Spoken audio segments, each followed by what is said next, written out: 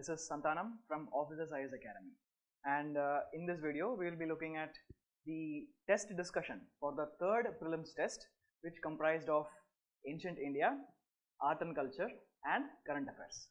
So we have a total of 100 questions to discuss today, and let's move on without any delay. The first question is considering the following statements. Statement 1.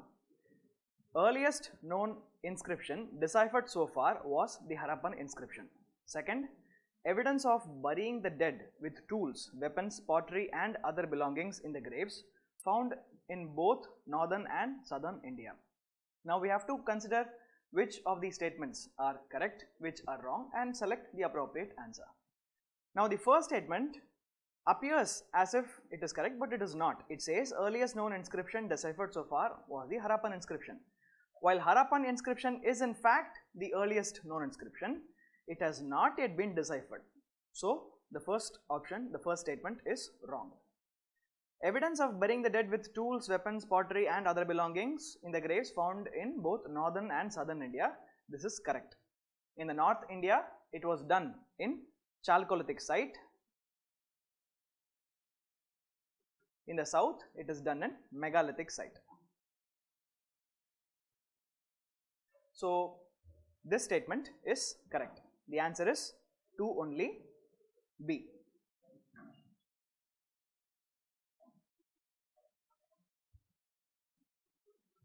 The next question is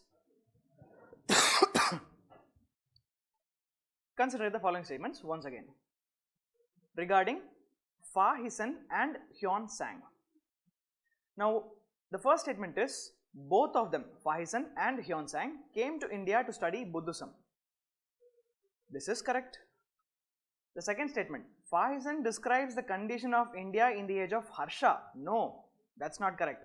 It describes the condition of India during the time of Chandragupta II, the Gupta Emperor. So this is wrong. Hyon Sang presents account of India in the age of Guptas. No, this is wrong, because Hyon Sang talks about the times of Harsha. So these two kingdoms were interchanged. So both of them are wrong. Answer is 1 only, which is option C. The next question is which of the following are currently matched? Saruta Sutras, Griha Sutras, we will record that once again. Saruta Sutras, Grihya Sutras and Sulva Sutras. All three of them are correctly matched with their respective meaning. First is the Saruta Sutras, which is about public sacrifices and ceremonies which are very, very grand in nature. Then Grihya Sutras are about rituals within the family, rituals which are conducted at the familial level. And the third is Sulva Sutras, which is about geometrical arrangements of sacrifice. So all three are correct. The answer is 1, 2 and 3, option D. The fourth is which of the following constitute the secular literature composed in the ancient times? Now secular literature means there is no religious tinge. There is nothing with regards to religion which was practiced during the time. Mahabharata, is it a secular literature? No, it is not. Brahmanas, is it secular literature? Absolutely not. Brahmanas are commentaries on Vedas which are absolutely religious. Upanishads, are they secular? No, Upanishads are not secular. They are also a part of the Vedic literature, and they compose, they are the last part of Vedas. That's why they are also called as Vedanta. Veda Anta. Anta means end. And then there is Arthashastra. Arthashastra is about polity, socio-economic life of the society. So Arthashastra has nothing related to religion. So Arthashastra is a secular literature. Only 4 is the answer. The answer is option A.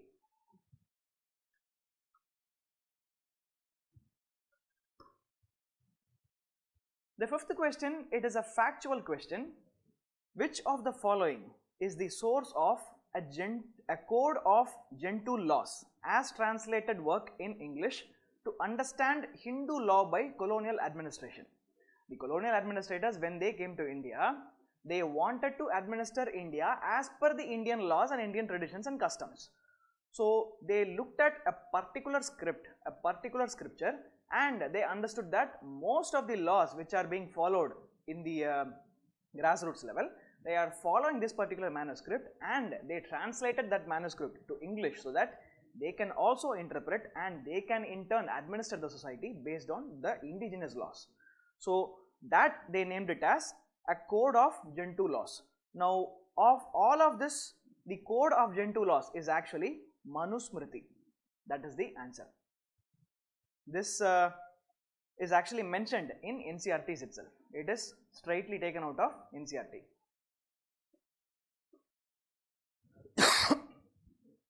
Now consider the following statements regarding punch marked coins. Now punch marked coins are coins, as the name says, where it is marked by stamping an impression on them. They are punch marked. These punch marked coins have been in monetary system since the time of Janapadas, the earliest territorial states which were formed in the ancient times. Now these punch marked coins, they have a lot of characteristics. Now here are two of them which are given here, and they have asked us to check whether they follow the characteristics of punch marked coins. The first statement says they cannot be assigned with certainty to any dynasty. That is correct, because punch marked coins did not have the names of the king. They had impressions, they had symbols, they had insignia. The name of the king, inscription, that was not there. The second statement, they were the first coins to bear inscriptions. No, they did not have inscriptions. Inscriptions appeared only in the coins of Indo-Greeks, not punch marked coins. The Indo-Greeks let out a lot of coins which had so many inscriptions on them. Punch marked coins had symbols on them. That's the difference. So the answer is 1 only. Seventh question is, which of the following sources help to reconstruct the history of Mauryas? Now the Mauryas, they were ruling between the 3rd century up until 1st century, or should I say 4th century up until 2nd century. There were 3 great Mauryan kings, Chandragupta Maurya, his son Bindusara, and his son Ashoka. Now the history of Mauryas are constructed using certain historical records. What are those historical records? Some are listed here. We will try to understand whether they form a part of the records which was used to construct their history. First, Arthashastra. Absolutely, Arthashastra, written by Chanakya or Kautilya, was written during the time of Chandragupta Maurya, and it tells a lot about the Mauryan administration and the social life. Ashokan Inscriptions. Absolutely, Ashoka himself gave a lot of inscriptions, and through the inscriptions, Ashoka became the first ruler in ancient India who directly communicated to the subjects. So Ashokan Inscriptions also talk a lot about Mauryan way of life.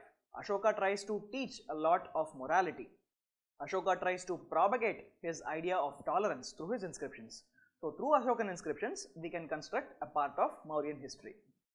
Mudra Rakshasa by Vishakadatta. That's also correct. Mudra Rakshasa talks about the rise of Chandragupta Maurya at the face of the Nanda dynasty. Chandragupta Maurya rebelled against the Nanda ruler Mahapadmananda, and he manages to overthrow Mahapadmananda and take the throne. This story is narrated in the book called Mudra Rakshasa by Vishakadatta. However, this Mudra Rakshasa by Vishakadatta was written in the 6th century AD, which is almost 600 to 700 years after the time of Mauryas, but nevertheless, they also talk a lot about the Mauryan times and the Mauryan history back then. So they are also, the Mudra Rakshasa are also used to construct the history of Mauryas. And finally, the records of Fahisan. Now Fahisan's records, they are used to construct the history of Guptas and not Mauryas.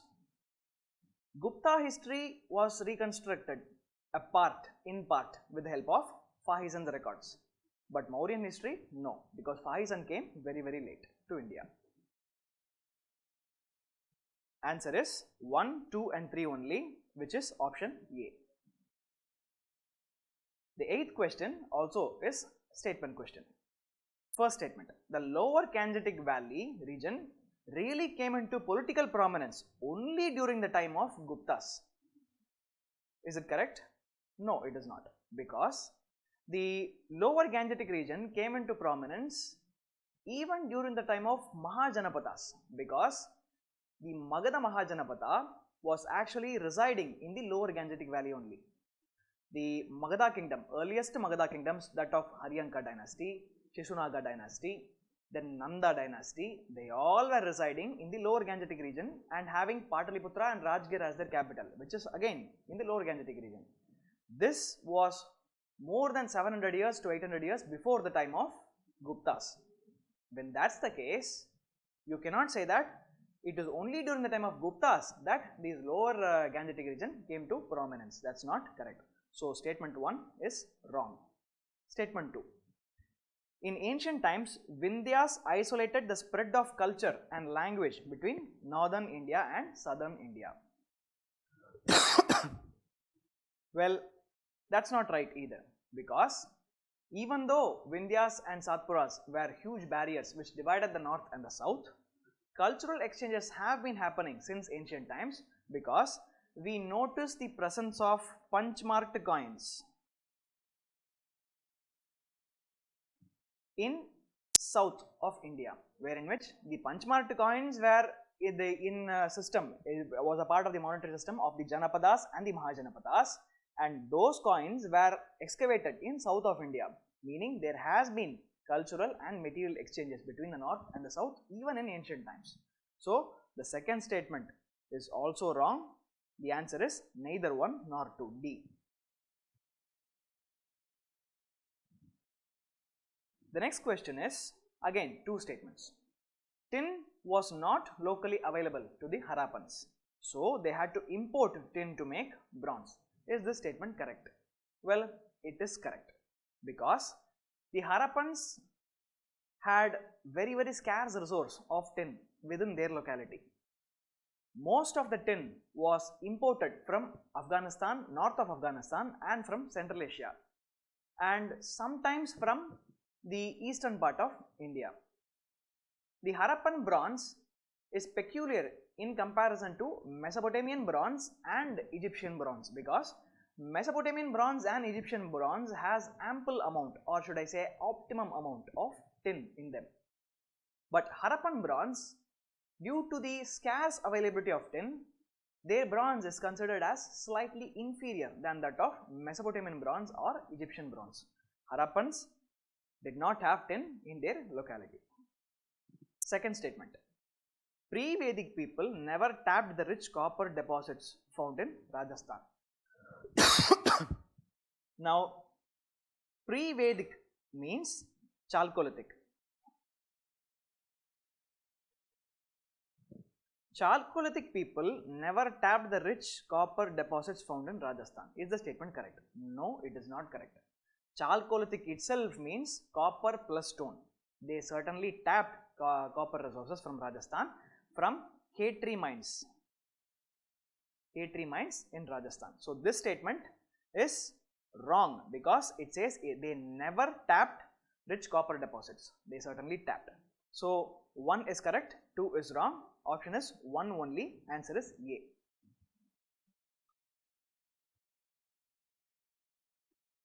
Tenth question. Consider the following pairs whether they are matched correctly. One side we have ancient cities, on the other side we have the rivers on the banks of which these cities were residing. First, Harappa on the banks of Ravi. That's correct. Harappa was in fact on the banks of Ravi. Adichanallur on the banks of Kaveri. No, Adichanallur is an ancient city, but it was not on the banks of Kaveri, but on the banks of Tamrabarani.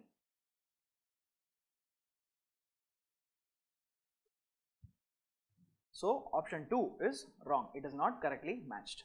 Option 3, statement 3. Kalibangan on the river Ghagar. That is correct. So, 1 is correct, 2 is wrong, 3 is correct. The answer is 1 and 3 only. which is option A.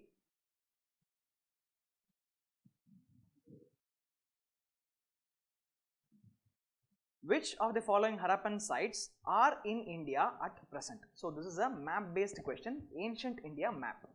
So, in these four sites that we have, some of them are in India, some of them are not. We are supposed to identify the sites which are in India. Mohenjo-daro, is it in India? No, Mohenjo-daro is in Pakistan. Sutka Jandar, is it in India? No, that's also in Pakistan. Sutka Jandar is the westernmost extent site of Indus Valley civilization. Mohenjo-daro is one of the largest city apart from Harappa, and it is from Mohenjo-daro only we have excavated the bronze statue of the dancing girl, and it is in Mohenjo-daro only the Great Bath is located. And then of course the third option is Surkotada. Surkotada is in India. It is located in Gujarat. Lothal. Lothal is also in India. It is also present in Gujarat. Lothal was also a ship dockyard, wherein which ships from different places come and dock in Lothal for onloading and offloading. Now Lothal, today it is not present on the coast. It is very inland because of constant silting which happened in the river, and because of this the site Lothal has moved very inward. So the answer is 3 and 4 only, option B.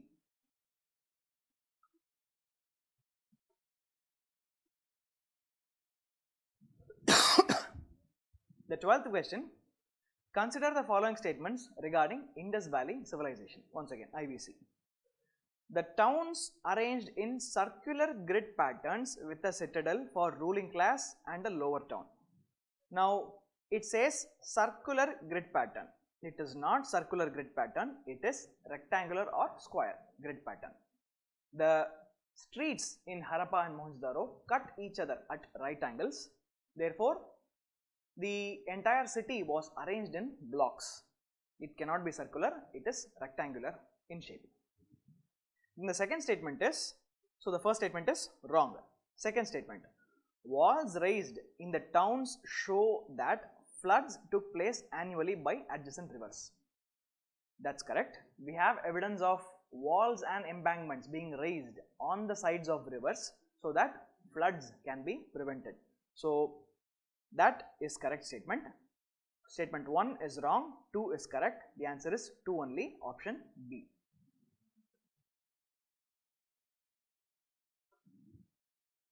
Thirteenth question.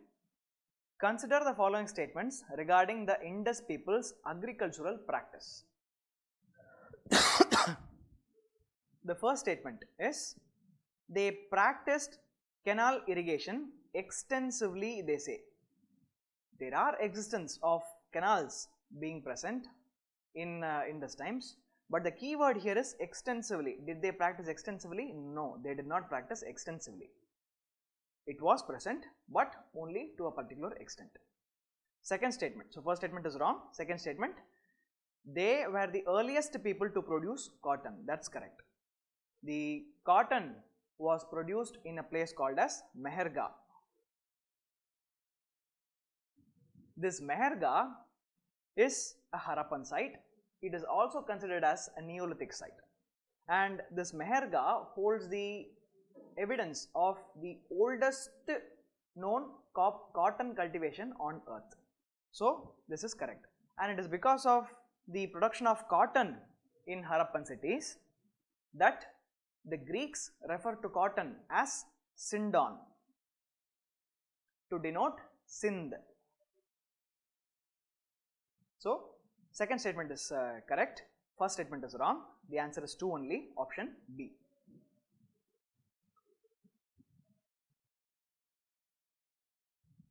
Which of the following statements are not correct?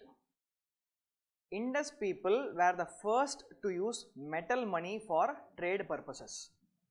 So, were they the first to use metal money? No, they were not the first people to use metal money. The first people to use metal money was the people of Janapadas, the first territorial states, Janapadas and Mahajanapadas. They were the first people to use metal money.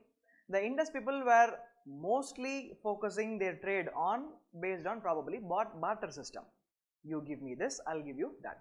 That's how they traded, and that's how they also exchanged the different goods that they produced.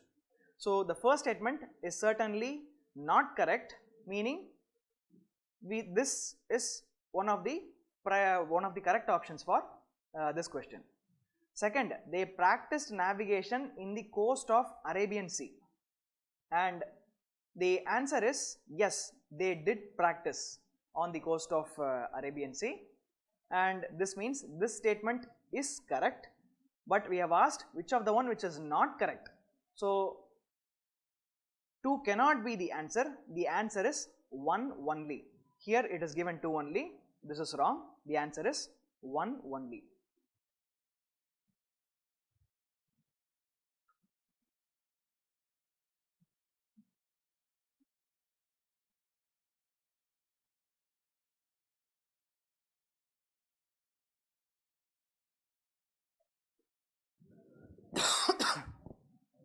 Fifteenth question. Which of the following causes can be attributed to the decline of Indus Valley civilization? First, changes in the course of Indus. So, Indus Valley declined due to multiple reasons. We cannot pinpoint to a particular reason as to this is the reason why this happened, but we have lots of answers as to why it got declined. And here are some examples of that, and we have to check whether they form a part of the reason why Indus Valley declined. We will see one by one. The first is change in the course of Indus, as I just told. Change in the course of Indus was indeed one of the reasons, and it is mentioned in NCERTs as well. It is because of sudden seismic or tectonic changes which led to the change in the course of the river itself.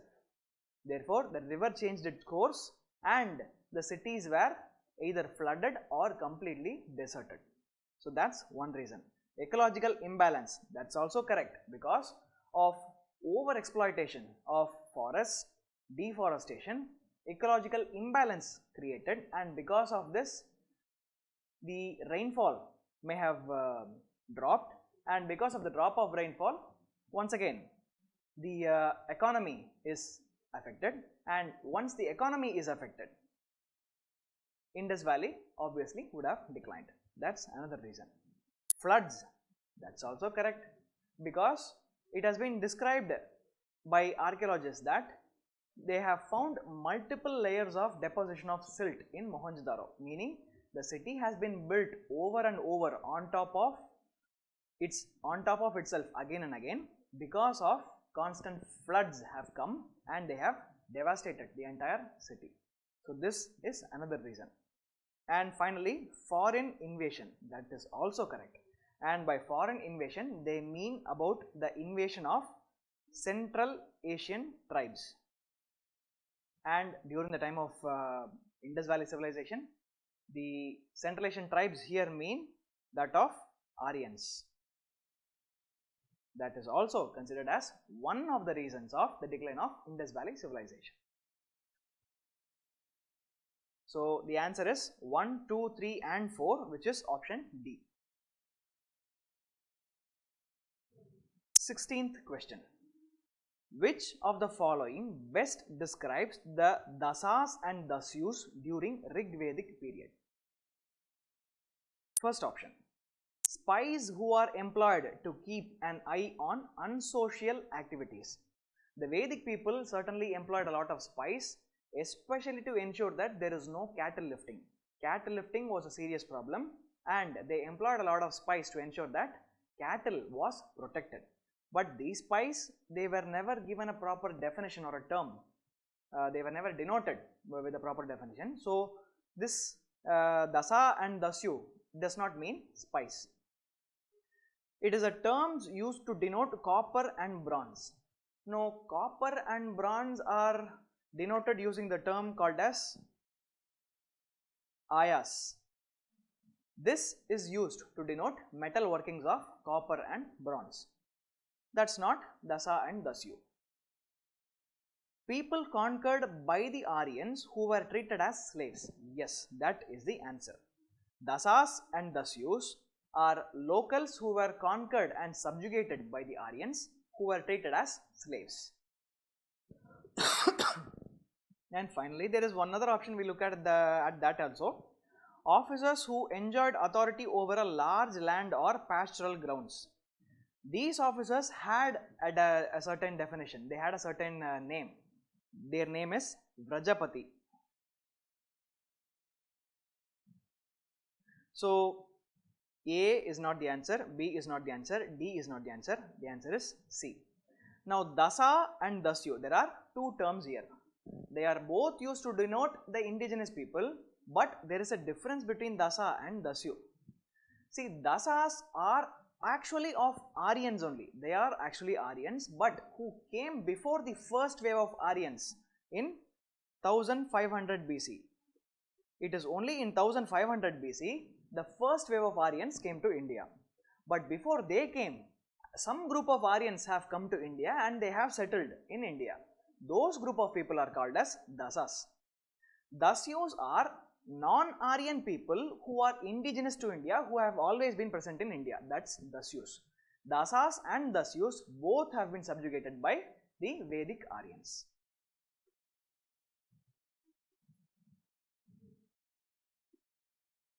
Seventeenth question. Which of the following economic activities were prevalent during the Rig Vedic times? So, during the Rig Vedic times, there has been lots of economic activities. We have to identify which of them was happening during Rig Vedic time and which was not. First, money lending. Money lending is wrong. Money lending did not happen during Rig Vedic times. It happened much later. Now, the entire Vedic timeline is divided into two parts. The first part is called as early Vedic period, and then comes later Vedic period. Now, when they say Rig Vedic times, it means early Vedic period. In early Vedic period, people had not settled down. People had not settled down. They were pastoral, they were nomadic, they were traveling from one place to another. They were practicing agriculture activities. Only subsistence agriculture was practiced, even though they practiced agricultural activities. Now, the subsistence agriculture and pastoral people, they were practicing multiple jobs. They were having multiple occupations, and they did not practice money lending because money by itself was not a means of exchange of goods and services, because they were still in barter system only. This money came into prominence only during the later Vedic period. Only in the later Vedic period, the aspect of money and monetary system came into practice. So, 1 is not the answer. Carpentry, yes, carpentry was in fact practiced during early Vedic period or Rig Vedic period. Spinning was also practiced. Agriculture was also practiced. Though in early Vedic period, it was subsistence only. Only in the end of later Vedic period, they were able to produce surplus in agriculture.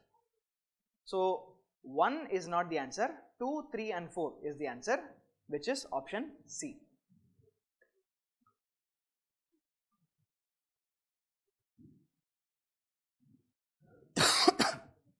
Eighteenth question.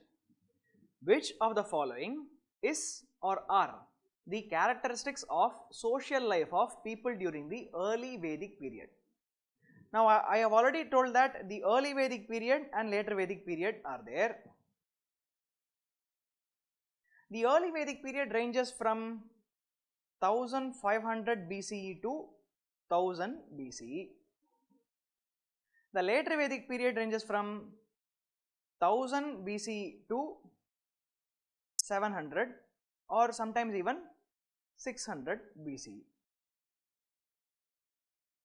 Now, the characteristics and social life of people during early Vedic period is what we are going to focus on now.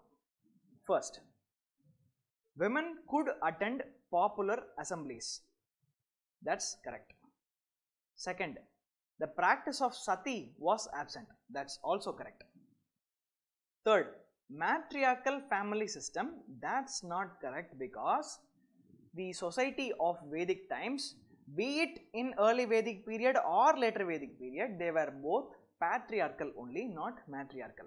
Patriarchal means there is a domination of the male members of the society. Matriarchal means there is a domination of female members in the society. The society and the family in this case was never matriarchal but only patriarchal. So this is wrong. Fourth, polyandry and widow remarriage were practiced. Yes, that's correct. Polygamy means one man having more than one wife. Polyandry means one woman having more than one husband. Both have been in practice during the early Vedic times, and widow remarriage was also allowed during early Vedic times. So 1, 2 and 4 are correct. The option is B. Answer is option B.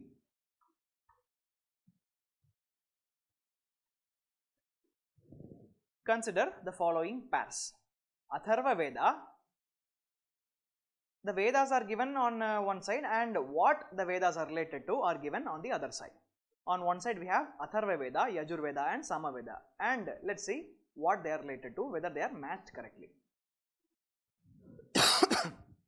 Atharvaveda relates to charms, spells to ward off evils. That is correct.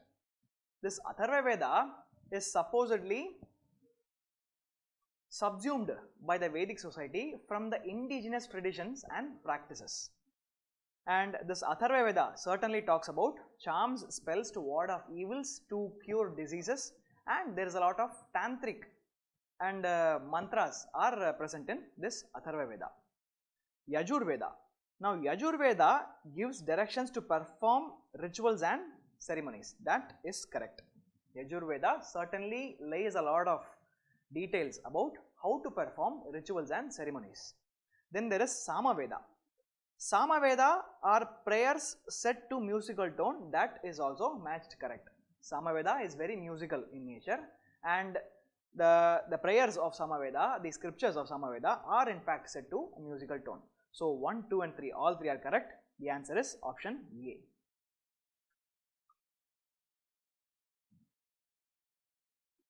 Twentieth question. Which of the following statements is or are correct about the nature of religion practiced by Rig Vedic people? Rig Vedic religion can be described as naturalistic polytheism. That's correct. Gods were attributed in human or animal forms. That is also correct. There was no idol worship during early Vedic period. That is also correct.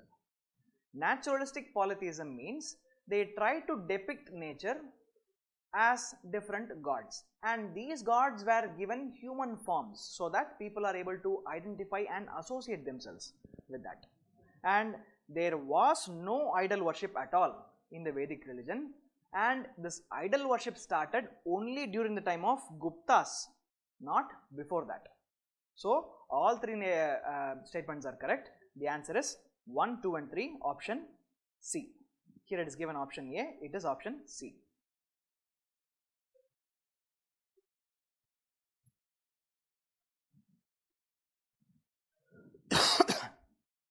Which of the following changes were seen in the later Vedic age as compared to the Rig Vedic age? The Rig Vedic age is also known as the early Vedic era or early Vedic age. First, emergence of tradition or of territorial kingdoms. Yes, that is correct. Territorial states emerged towards the end of later Vedic age. Predominantly pastoral society of Rig Vedic times becoming agricultural society. That is also correct. They started getting rid of pastoral occupation as their main source of income, as their main occupation, and started adopting more and more of agricultural practices. Third, Varna based system becomes very rigid. That is also correct. In the early Vedic times, the Varna system was fluid, meaning within a home, the husband, wife, son and daughter could belong to 4 different Varnas. Varna was simply based on the occupation, the occupation they practiced, their job. But towards the later Vedic era, Varna becomes the aspect that is based on birth rather than the type of occupation that they were performing. So the society becomes rigid, and that happens in the later Vedic era. So all three statements are correct. The answer is A, 1, 2 and 3.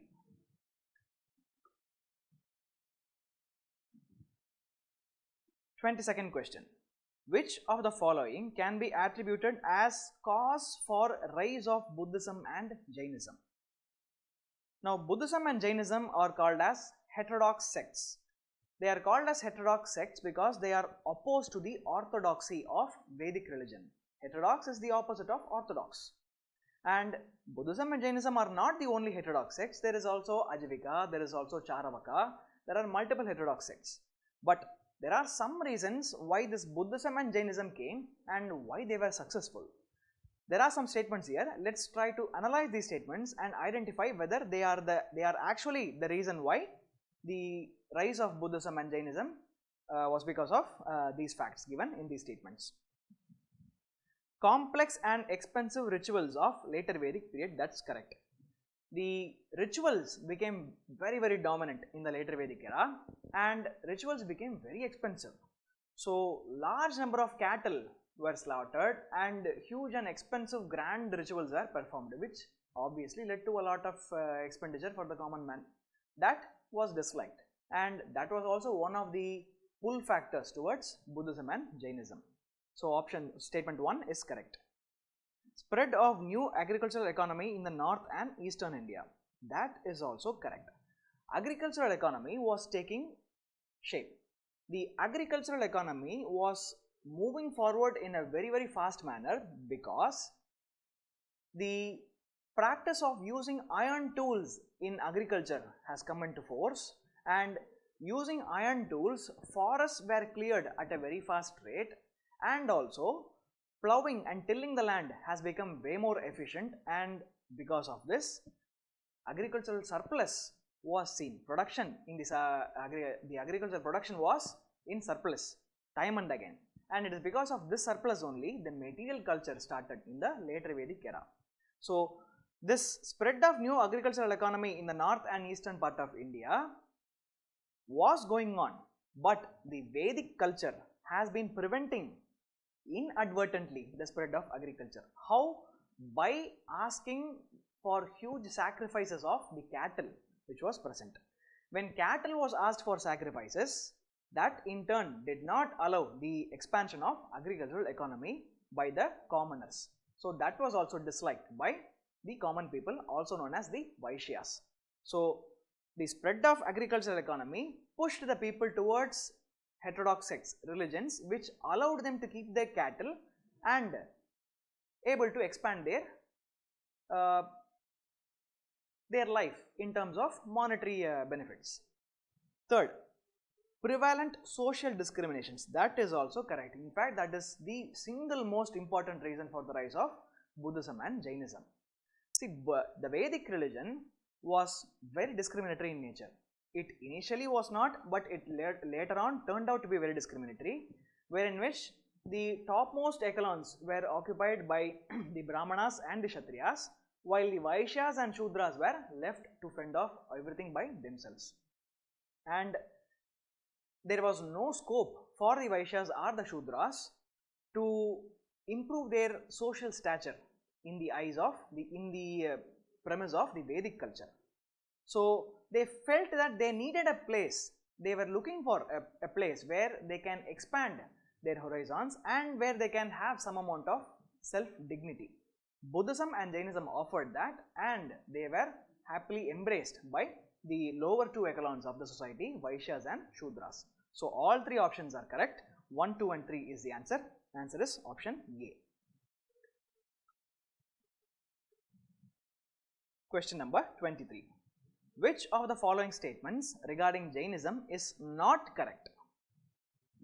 It made the first serious attempt to mitigate the evils of Varna order. That is correct. It adopted Pali language to preach Jaina doctrines. That is not correct. They adopted Prakrit. Prakrit was adopted. Pali was not adopted. So that's not an answer. C. Extreme asceticism and renunciation. That is correct. Jainism certainly asks for extreme asceticism and renunciation. Finally, recognized existence of gods. That is also correct. Jainism accepted and recognized the existence of gods, but it placed the gods below the Jina, meaning Mahavira and other Tirthankaras. So this is correct. The question is to identify the one which is not correct, which is option B. That is the answer. Question number 24. Now in 24, we have two statements. Let's look at them one by one. Jainism contributed to the growth of Kannada, in which extensive writings were done. That is correct only. Jainism contributed a lot to the growth of Kannada. Second statement, Jainism never followed any kind of idol worship. That is wrong. Jainism also followed idol worship. Jainism adopted this practice of idol worship from Buddhism. Buddha's statues were the first statues of humans which were worshipped in the subcontinent, and Jainism also adopted the statue worship from Buddhism. They certainly followed idol worship, so that's not correct. So statement 1 is correct, statement 2 is wrong, 1 only. The answer is option A.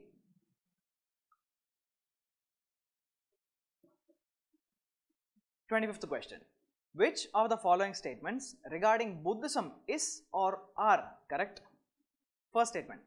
Buddha laid great emphasis on law of karma, that conditions of man in this life depends upon his past deeds. That is correct. Buddha certainly believed in karma and he certainly said that. Second, Buddhism does not recognize the existence of soul. That's also correct. Buddhism does not enter into very complex discussions and contemplations with regards to soul, with regards to Brahman, with regards to God. It says, don't worry about anything, just focus on the tenets of the code of conduct laid down by Buddha and the eightfold path, you will attain nirvana. That's what Buddhism told. So Buddhism does not recognize the existence of soul, no. Third, women were not admitted into Sangha. That's wrong. Women were also admitted into the Sangha. So option 1, statement 1 is correct, 2 is correct, 3 is wrong. The answer is 1 and 2 only, option B.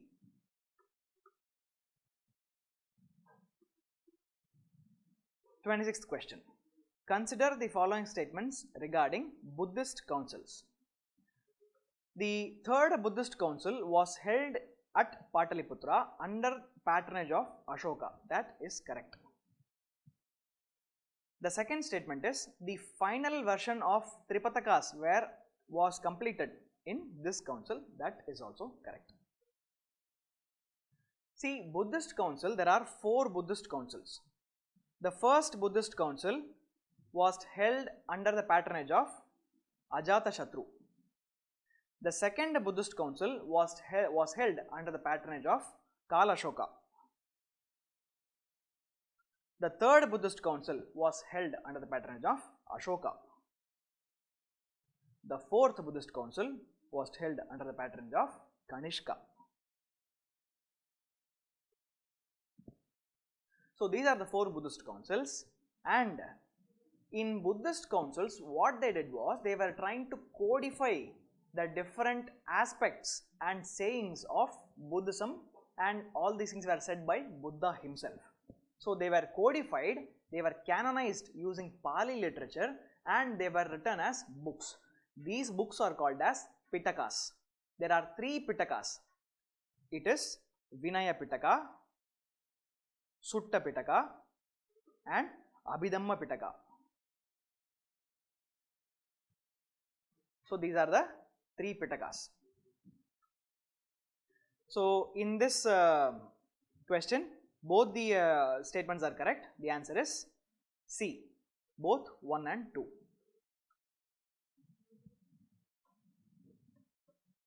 Question number 27. Which of the following can be attributed as reason for decline of Buddhism in India? Buddhism, it certainly originated in India, but today it is practically non-existent. There are some reasons why it is not existing in India, and here are some reasons given here. Let's try to understand whether these are the reasons. If yes, we will try to mark them as our answer. The first, adoption of Pali language instead of Sanskrit in later stages. Okay, this statement is wrong because it is ulta actually. It is adoption of Sanskrit instead of Pali. Pali was the language of the common people, and when they used Pali to communicate to the people, Buddhism was able to spread to the masses. But later on, Pali was given up and they took up Sanskrit. Sanskrit was an elite language, and when they took up Sanskrit, it started being held only under the topmost echelons of the society, and that's why spreading of Buddhism did not happen in a large scale. So this statement is wrong. Rise of Bhagavatism and revival of Brahmanism. That is correct. The reformation of the Brahmanic religion or the Vedic religion was one of the primary reasons for the fall of Buddhism. And Bhagavatism is a sect under Brahmanism. It is a practice under Brahmanism wherein which they worship the god called Narayana. Narayana worship is called as Bhagavatism, and Narayana worship brought so many people who were not in the Vedic culture into the Vedic fold, and along with this, the Vedic religion was able to reform itself, and therefore it was able to get rid of many of its own evils, thereby stemming the flow of people from Vedic religion to that of Buddhism. So this is correct. Third, practice of idol worship by Mahayana Buddhism. That is correct, because see, Buddhism is divided into two sects initially. One is called as Hinayana and the other is called as Mahayana. Hinayana sect, they were practicing the concept of Buddhism as dictated by Buddha himself, Siddhartha himself. Mahayana Buddhism, they were a slightly liberalized form of Buddhism. They were leading the life of a householder, and their ultimate aim was just spiritual upliftment, not nirvana. Attaining nirvana was the goal of Hinayana Buddhism, but for Mahayana Buddhism, just spiritual upliftment is sufficient. So this Mahayana Buddhists, they started worshipping the statue of Buddha. They started worshipping the statue of Buddha, but Buddha himself said that there is no God. So this goes against Buddhism, and this was indirectly one of the reasons for the fall of Buddhism. So here option 1 is, statement 1 is wrong, 2 and 3 are correct. The answer is D, option D. 28th question. Consider the following statements regarding urbanization in ancient India. The first statement is, northern black polished ware marked the beginning of second urbanization after Indus Valley civilization.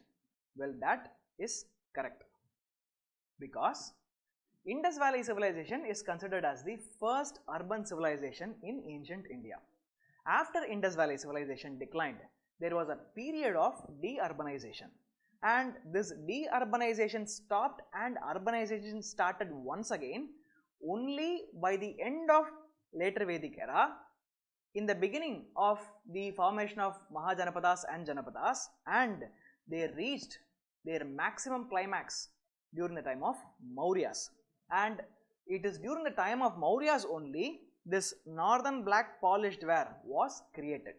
So when they say the northern black polished ware marked the beginning of second urbanization, they are talking about the period of Mauryas. And yes, it is only during the time of Mauryas that the peak of urbanization was attained after Indus Valley civilization. Statement 1 is correct. Statement 2. It was the Gangetic Valley that experienced the urbanization immediately after the decline of Indus Valley. Immediately is the key word here, and it is because of this word immediately only this statement is wrong, because Gangetic Valley experienced urbanization after Indus Valley civilization. That is correct, but it did not happen immediately, because the Indus Valley urbanization happened between 2600 BCE to 1900 BCE. The urbanization in the Gangetic Valley It started only by 600 BC during the time of Magadha Mahajanapata, and only in the year 321 BC the Mauryas came and urbanization peaked.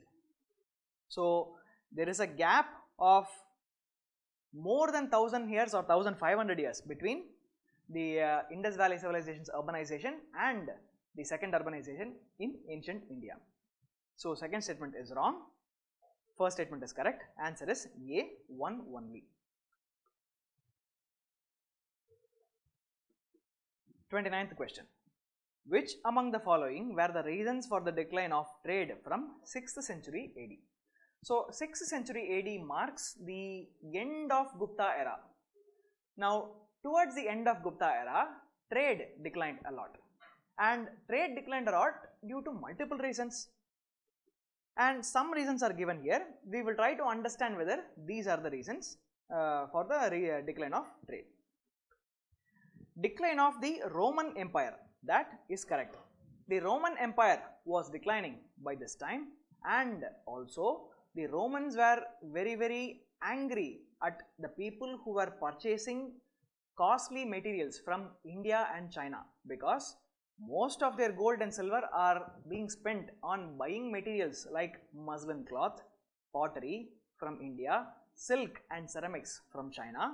So to avoid that, the Roman senators gave a lot of restrictions, gave a lot of orders restricting the importing of goods from India and China. So that also was one other reason. So decline of Roman Empire itself a reason, and the decline of foreign trade because of the restrictions imposed was another reason, and Arabs practically monopolized the export trade of India, that is also correct.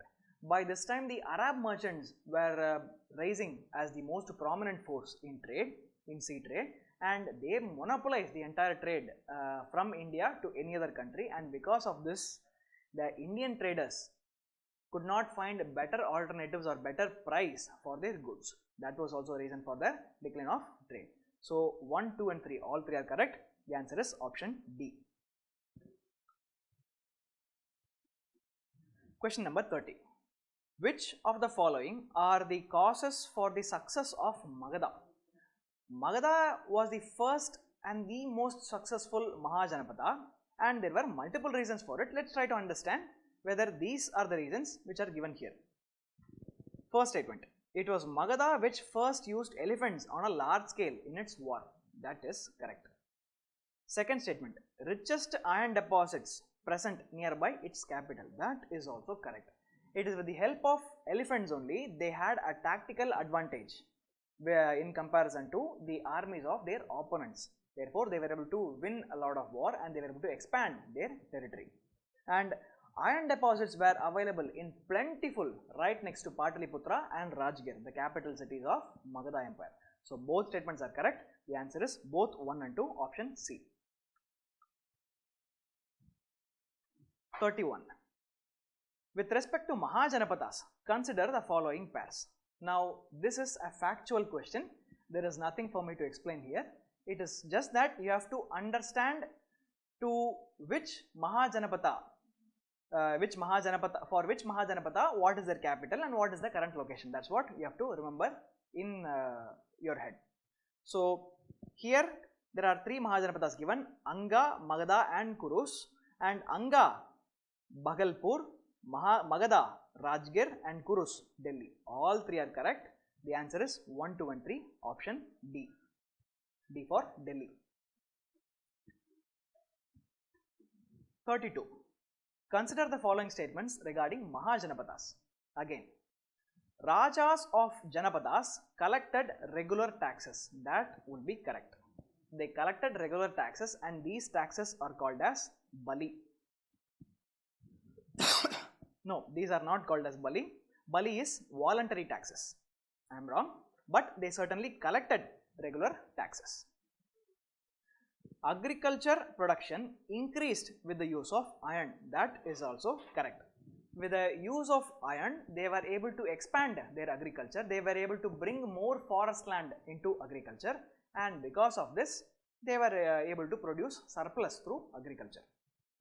Third, They had fortified cities with big armies. Yes, they had standing armies and they had huge cities which were highly fortified. That is also a characteristics of Mahajanapadas.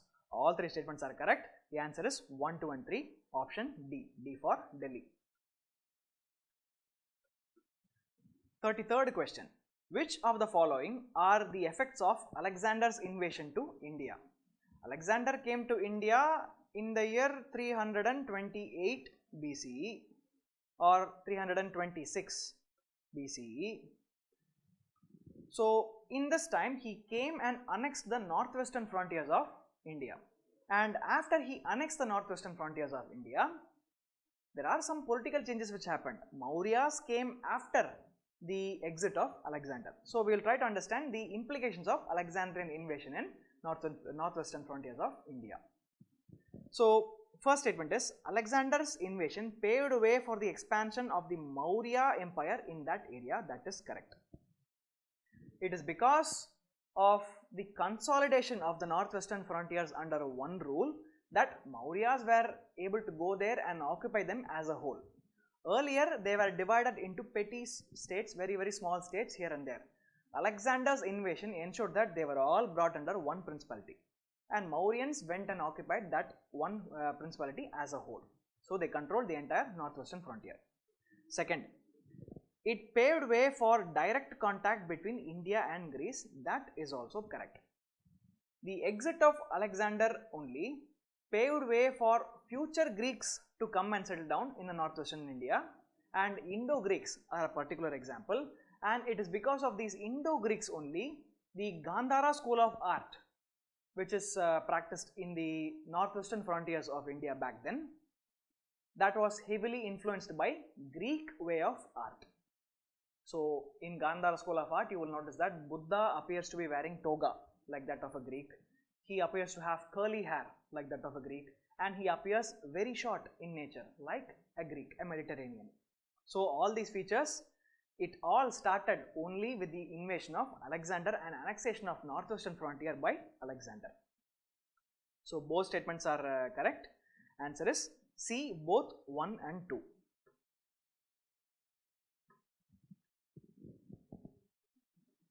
Next, 34th question.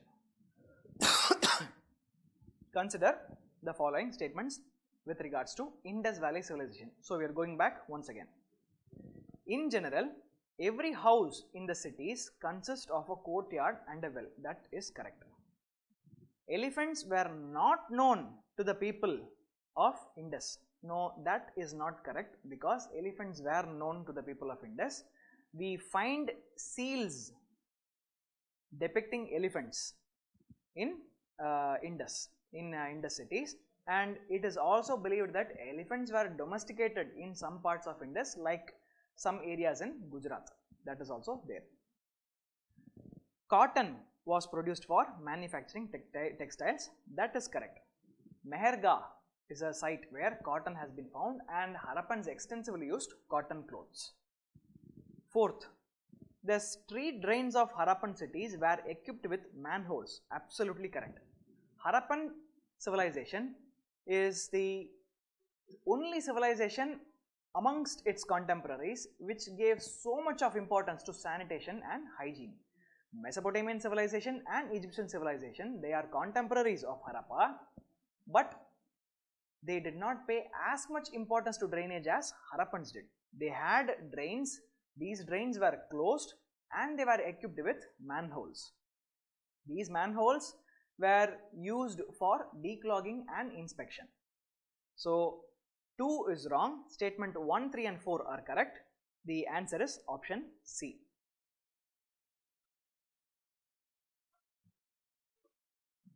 Thirty-fifth question. Consider the following pairs. Now, this is also a fact-based question, and we have Indus Valley sites in one place and some unique feature of those sites in the other column. Let us see whether they are matched correctly. For Lothal, in Lothal there was an artificial dockyard. That is correct. They have identified a dockyard in Lothal. Dholavira, the only Indus city without a citadel. No, that is not correct. That will be Chanudaro. Chanudaro is the third option. This is the only Indus city without a citadel.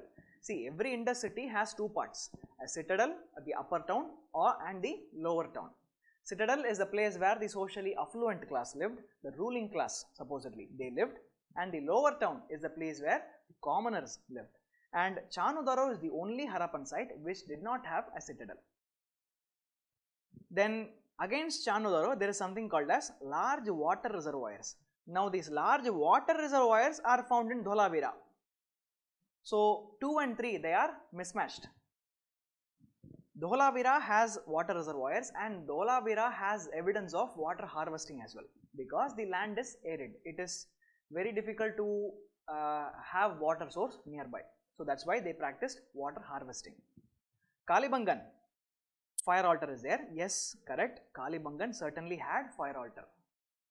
Kalibangan is one of the sites where fire altar has been identified. Now fire altar, in today's terms, fire altar is the place where they do the homam, where they perform the yajna, the fire which is used for sacrifices. So this fire altar has been discovered in Harappan site itself in Kalibangan. So 2 and 3 is not correct, 1 and 4 are correct. The answer is option C.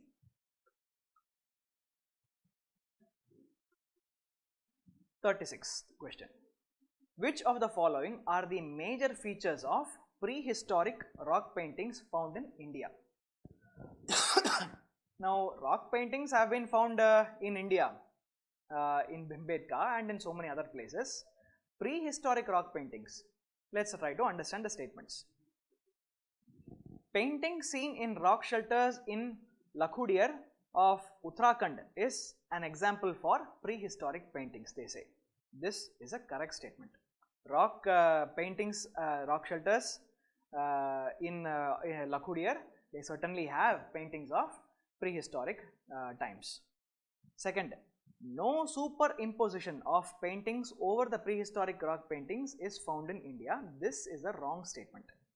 Superimposition meaning they have painted on top of a painting which had been previously painted several years ago.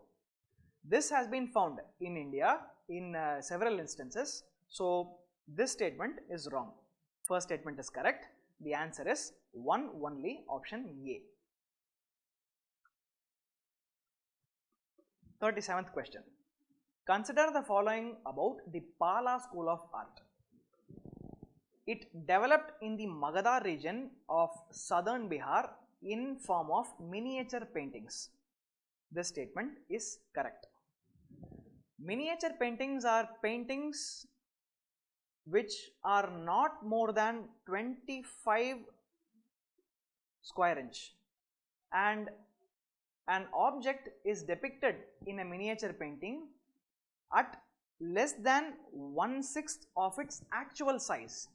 So 25 inch square means it is around the size of a square drawn using this particular instrument, this particular stylus. So that is the size of a miniature painting, and in that painting the size of subjects which are painted in the painting should be less than that of 1/6 of its actual size. So these are the eligibility criteria for saying that a particular painting is a miniature painting, and Pala school of art created such miniature paintings, which is correct. It started flourishing after the destruction of the Buddhist monasteries at the hands of Muslim invaders due to increased patronage by emperors. That statement is wrong. In fact, it is the other way around. It is because of the invasion of Turkish invaders, Islamic invaders, and the destruction of several stupas and Buddhist structures that the decline of Pala's school of art happened. So statement 1 is correct, statement 2 is wrong. The answer is 1 only, option A.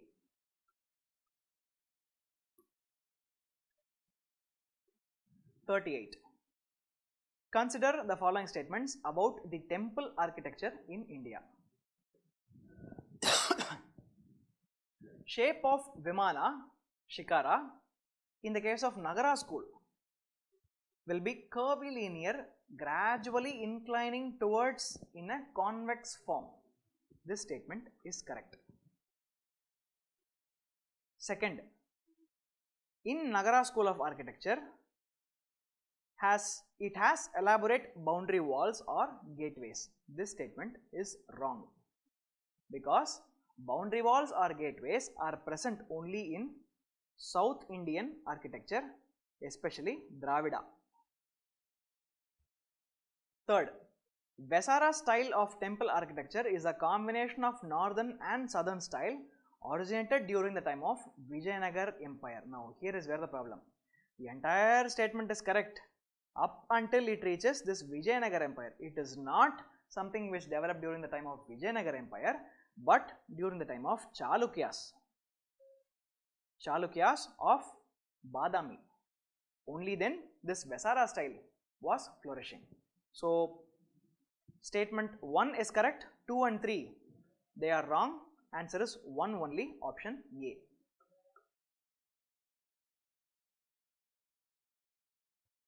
Thirty-ninth question. Consider the following statements with respect to rock cut caves. The Lomas Rishi cave built during the Ashokan period of the Mauryan Empire in the 3rd century BC as a part of the sacred architecture of Buddhism. Now, there is a lot to unpack here. First, the statement is wrong and I will tell you why. The Lomas Rishi cave is a part of Barabar caves. Barabar caves of Bihar, and it was built during Ashokan period only. That is correct. But it is not about Buddhism, it is about Ajivika. Ajivika is another heterodox sect like that of Buddhism and Jainism, and this cave was patronized to capture the people of Ajivika sect, the monks of Ajivika sect. The Ajivika sect monk, they are more about fatalism.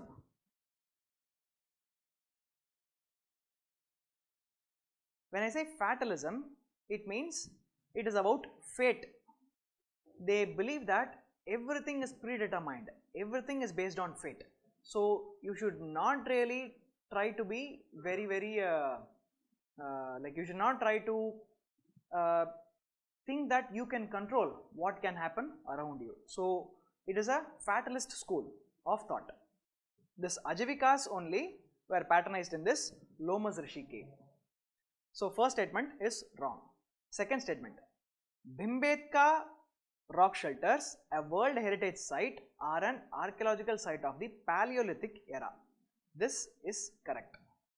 Certainly, because Bhimbetka rock shelters have paintings from Paleolithic era, they have paintings from Mesolithic era, they have paintings even from Chalcolithic era. So that is correct. Third, Khanari caves of rock cut monuments demonstrate the Greek influence on the art and culture of India. This is wrong. Why? Because they demonstrate not the Greek influence but Buddhist influence. Not Greek, Buddhist influence. Fourth statement, the Badami caves are made of red sandstone, correct, and are dedicated to Hinduism, correct, and Buddhism, wrong. They are dedicated to Hinduism and Jainism. So fourth statement is also wrong. 1, 3 and 4 are wrong, 2 is only correct, the answer is 2 only, it is option C.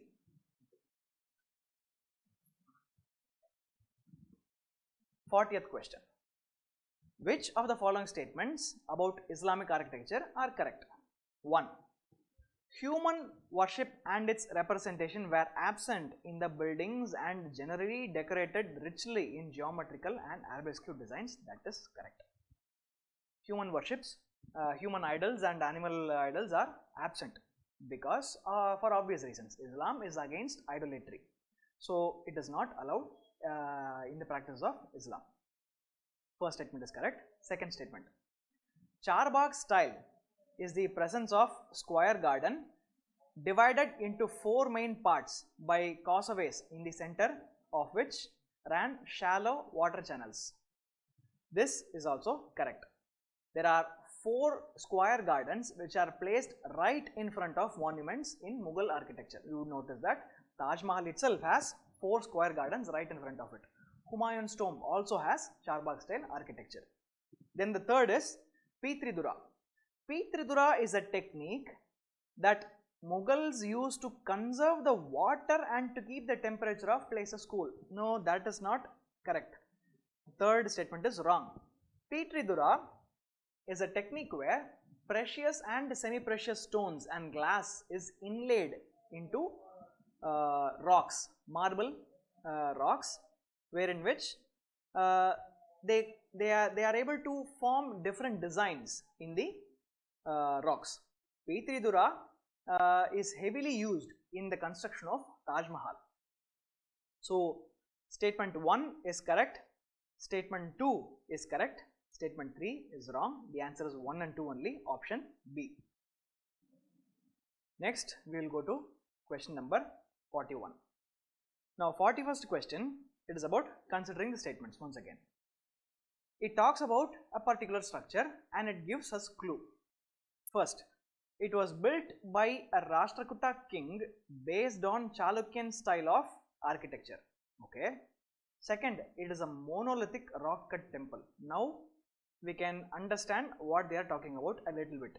And it is located in the western part of India. So, now we know what it is. It is the Kailasha temple, which is option B. And it is located in Ellora. So, this is the answer. Brihadishwara temple was of course built by Rajaraja Chola. Lingaraja temple was built by Somavamshi dynasty. And Venkateshwara temple, it was patronized by multiple groups of rulers, but it was mainly patronized during the time of Vijayanagar Empire. Anyways, so the answer is option B for this question. Next, 42nd question. Consider the following statements regarding Sikhism. Statement 1. Guru Nanak advocated Nirguna Bhakti with God having no form or gender. Nirguna school and Saguna school are two different schools of Bhakti movement. And Nirguna school says that God is without any attributes or form.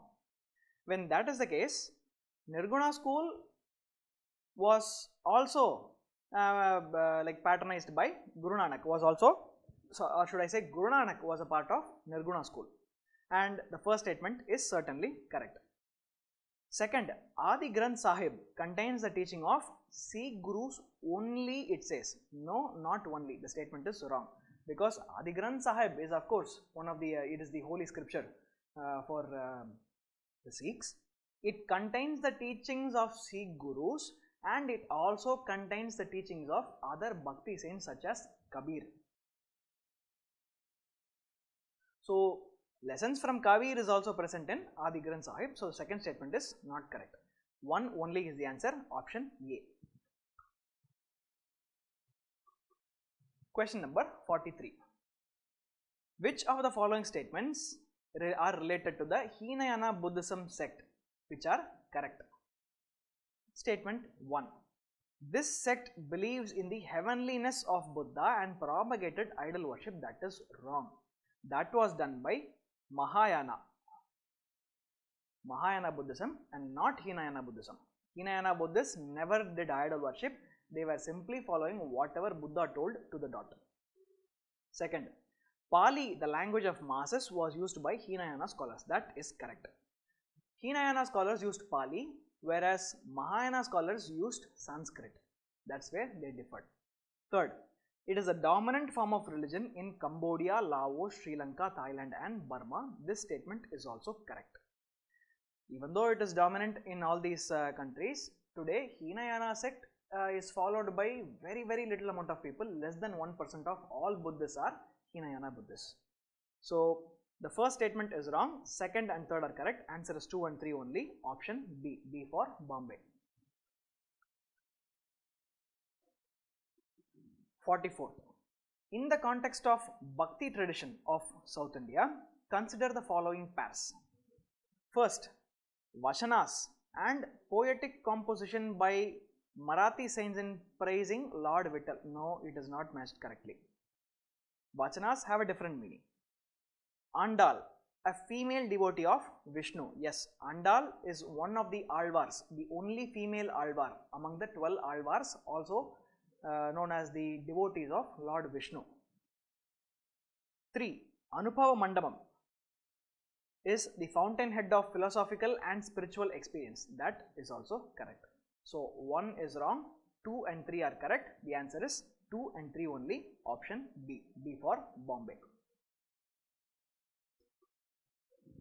45th question. Consider the following statements about different orders of Sufis.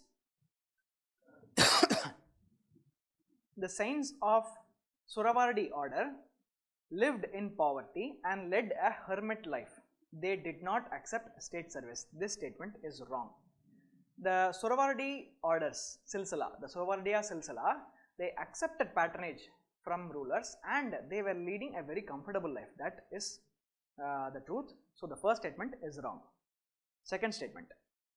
Chishti saints accepted the service of the state and held important posts mainly under Delhi Sultanate ruler Iltutmish. This is again wrong. They did not accept the service of the state. Suravardiya accepted the service of the state. Chistis lived in poverty. The statements were switched. Naskabandi order and the followers were orthodox compared to other Sufi orders. This statement is correct. They were orthodox and they were also radical. Aurangzeb followed this Naskabandi order. So 3 is correct, 1 and 2 are wrong. The answer is 3 only, option C.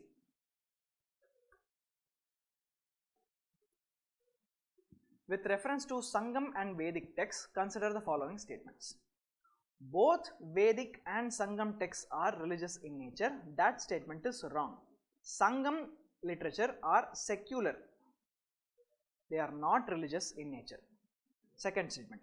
Unlike Vedic texts, Thangam texts do not provide information on the political and economic life of the people. That is also wrong. It is only through Thangam literature we are able to reconstruct the history of South, the political, social, administrative life of the people of the South. So both statements are wrong. So the answer is neither 1 nor 2. Option is option D, D for Delhi.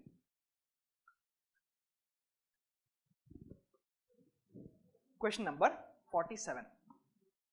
Consider the following statements related to the ancient literature. Kalidasa's Malavika Nimitram is based on the events of the reign of Mauryan Empire. No, it is not based on Mauryan Empire. It is based on the Shunga Empire. Harshacharita is the legendary work of Kalidasa, which is the first historical biography in Sanskrit. This is wrong. It is not that of Kalidasa, it is that of Banabhatta. Banabhatta is the court poet of Harshavardhana and he wrote Harshacharita, which is the biography of Harsha. Vikraman Devacharita describes the victories of Chalukya king Vikramaditya. This is correct. So, first statement is wrong, second statement is wrong, third statement is correct. Answer is only 3, which is option C. So these are all questions about art and culture, art and cultural aspects, and it is better to remember certain facts and certain books.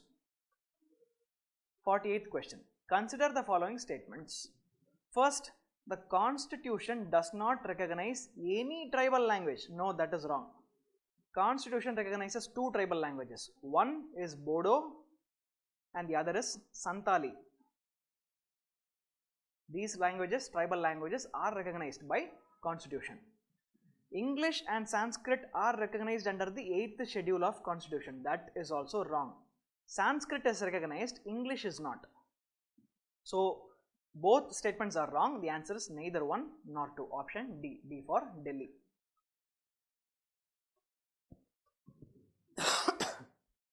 49th question. The Ustad scheme of the union government has a bearing on 1. Development of minority communities. Correct. 2. Promotion of traditional arts and craft. Very, very correct. Third, financing of educational startups in urban India, which is this statement itself is completely divergent. It is not even related to the above two statements. This is wrong. Answer is 1 and 2 only, which is option A. The 50th question. With respect to Manipuri Sankirtana, consider the following statements. So, they are talking about a particular art form, a particular dance form. It is a song and dance performance, which is correct, as I just told, it is a dance form. Cymbals are the only musical instruments used in the performance. That is wrong. Sometimes drums are also used.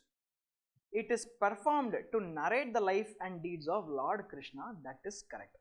This Sankirtana is dedicated towards the narration of Krishna's Leelas only, different aspects of Krishna's life.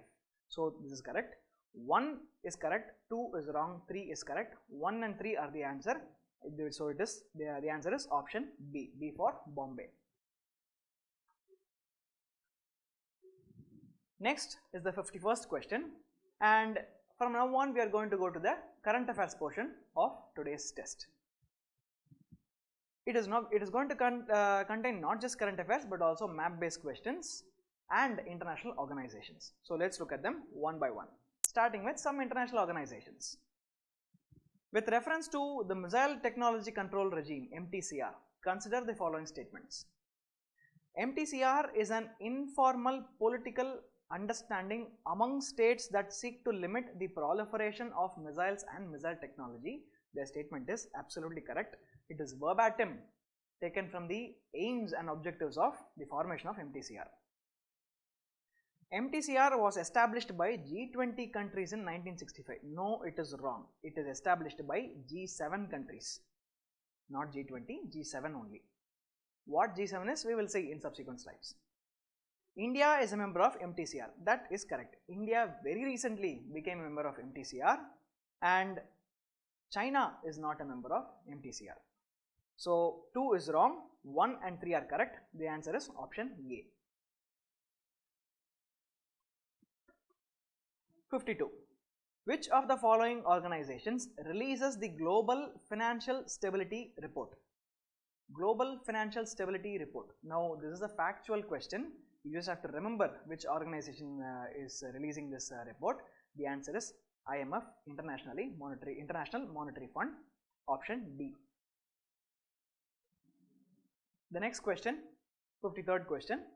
Hiroshima Declaration, which is sometimes seen in the news, is associated with which of the following organization? We have G7, European Union, G20 and G4. The answer is G7. Hiroshima Declaration is about getting rid of nuclear weapons and ensuring that the world is free of all nuclear weapons. That is the declaration, and it is concerned with G7 only. 54. Which of the following countries is or are not a participant of BIMSTEC? So, this BIMSTEC comprises of 7 nations. These 7 nations comprises of 5 of the SAARC nations and 2 of Southeastern nations. 5 SAARC nations are India, Sri Lanka, Nepal, Bhutan, Bangladesh. These are the 5 SAARC nations. 2 Southeastern nations are Myanmar and Thailand. These are the 2 Southeastern Asian nations which are a part of this BIMSTEC. Now, which of the following countries is not a part of BIMSTEC? That's the question. So, Myanmar is a part, Cambodia is not a part, Thailand is a part, Vietnam is not a part, India is a part. So, if it is not a part of BIMSTEC, that is the answer. So, the answer is 2 and 4 only. Answer is option C.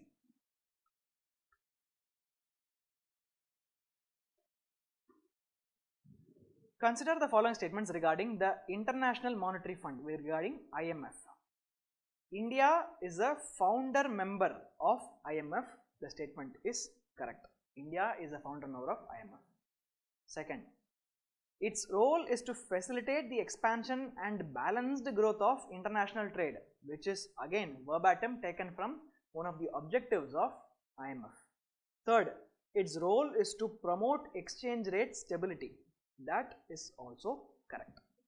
So, all the options are correct. The answer is 1, 2 and 3, option C. See, these are all factual questions which you should try to understand and try to learn them comparatively. For example, you can compare IMF with that of World Bank and try to understand what the differences are. So, like that, try to understand different international organizations. 56. Consider the following statements regarding MILEX 2018. Now, this MILEX 2018, it is a military exercise of BIMSTEC. That is correct. First statement is correct. Second statement, this is the second time such an exercise is being conducted. That is wrong, because this is the inaugural time. This is the first time that it is being conducted in 2018 only, and it is from this MILEX only the Thailand troops at the last moment they withdrew from participating in this exercise, which was a lot of embarrassment for India, which was in the news in a very large amount at that time. So, the first statement is correct, second statement is wrong. The answer is 1 only, I would say, but even I did not notice that. Which of the following statement is not correct is the question. So, 2 is not correct, 1 is correct. So, the answer is 2 only, option B.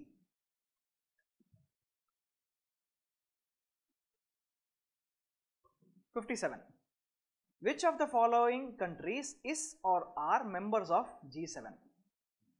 US is a member, Japan is a member, Canada is a member, Russia is not a member.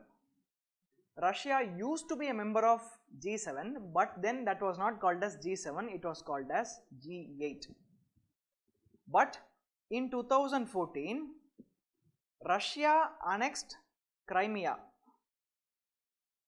After annexing Crimea, which actually belongs to Ukraine, Russia was kicked out of G8 and G8 became G7.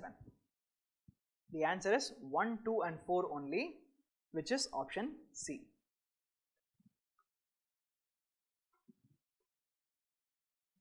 '58. With reference to the IMF's special drawing rights, which of the following statements is not correct? They are saying, so you have to identify which is not correct.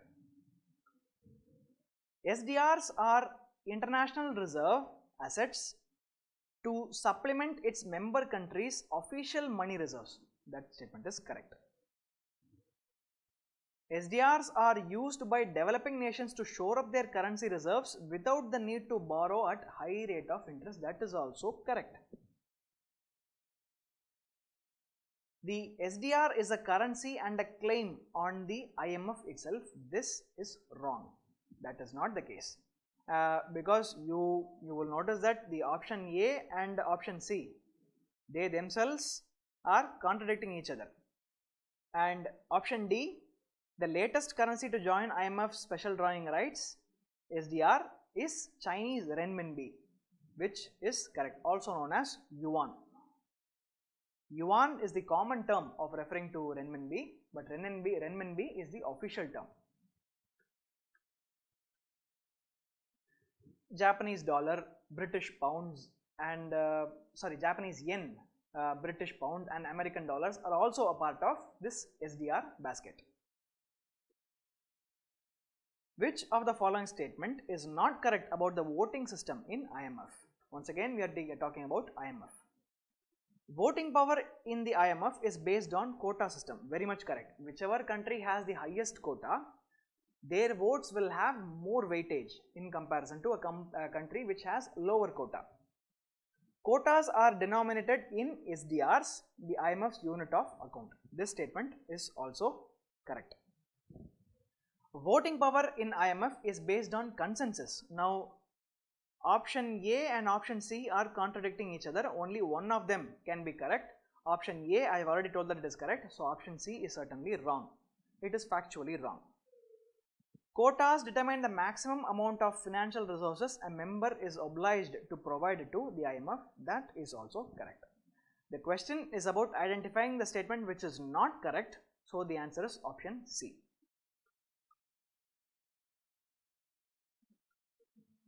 Consider the following regarding G7 summit. The 44th G7 summit was held recently in Canada. That statement is correct, and it is in this statement only the Prime Minister of Canada, Justin Trudeau, and the President of the United States, Donald Trump, had a lot of conflict, and it was once again a lot of things were there in the news regarding their conflict.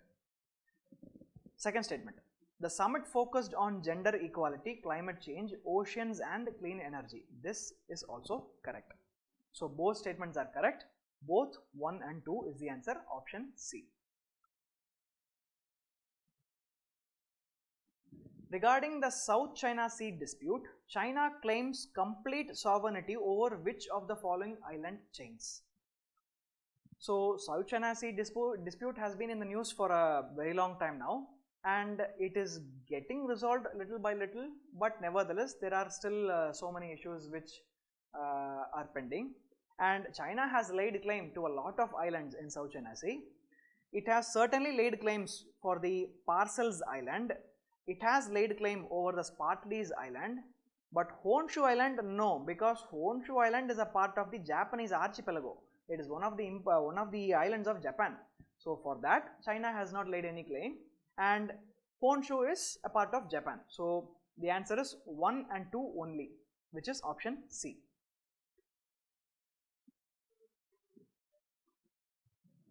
On the world's busiest shipping routes, Strait of Malacca that connects Indian Ocean and South China Sea lies between what two places? That's the question. So Malacca Strait is the main reason for the South China Sea dispute, as strategists, geopolitical strategists and analysts say, because most of the traffic between the Pacific and the Middle East and the rest of the Asia and Africa happens through this Malacca Strait. So having control over South China Sea has a lot of control over Malacca Strait as well. So that's why China is also trying to exert its influence in South China Sea. So the South China Sea, where it is located? This is a map based question. Is it located between Malay Peninsula and Java Island? No, it is not.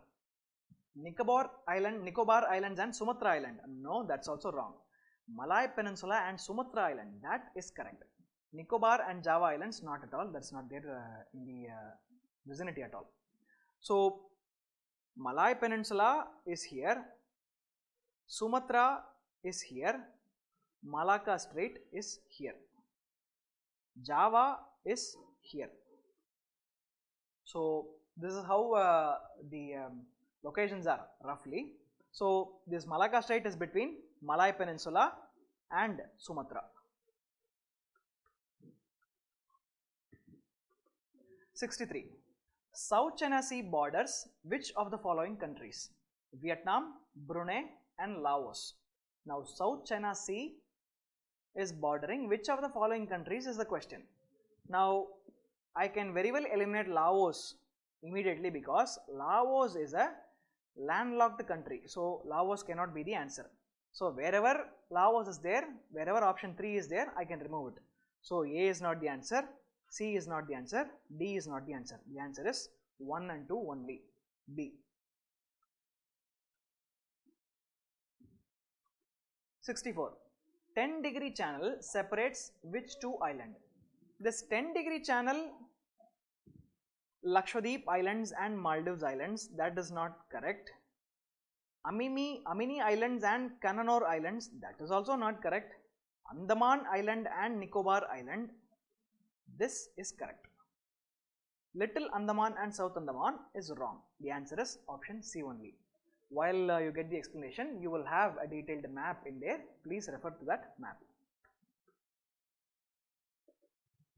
Arrange the following islands in the order of their locations from north to south. Now we have Little Andaman, we have Great Nicobar, we have Car Nicobar, we have Middle Andaman. Now Middle Andaman is the northernmost position. This is Middle Andaman. And then afterward comes Little Andaman. After Little Andaman, you have Car Nicobar, and south of Car Nicobar, you have Great Nicobar. So this is the order from north to south. So Middle Andaman, Little Andaman, Car Nicobar, and Great Nicobar. This is the order. So it should be 4, 1, 3, 2. 4, 1, 3, 2. Answer is option B.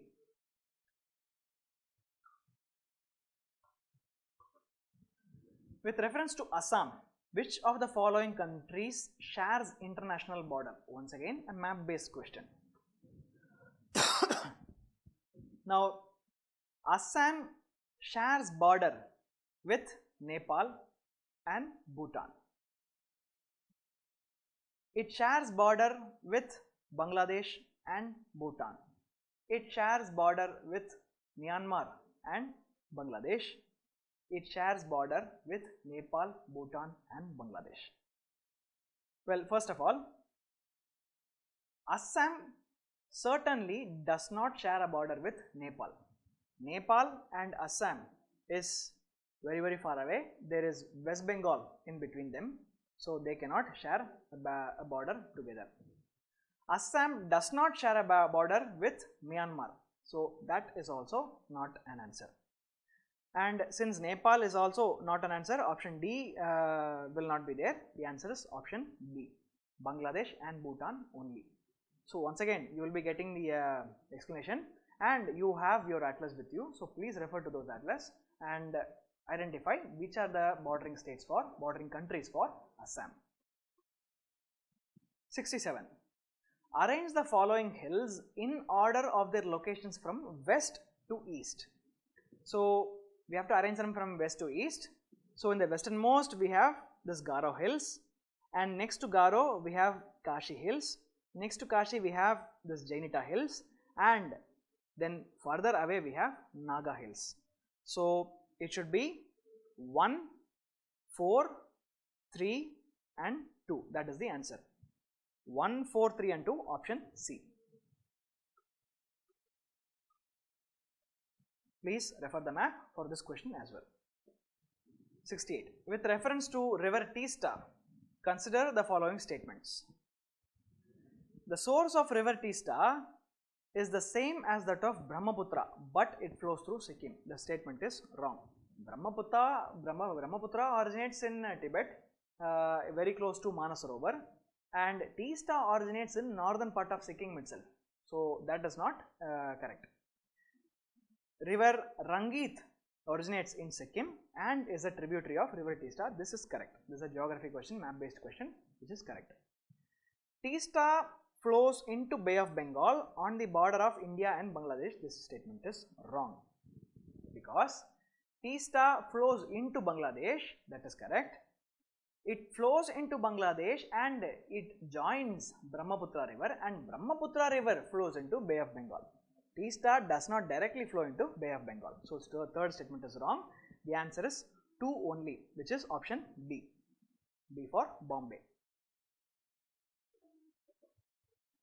Which among the following states does not share border with Bangladesh? So it should not share border with Bangladesh.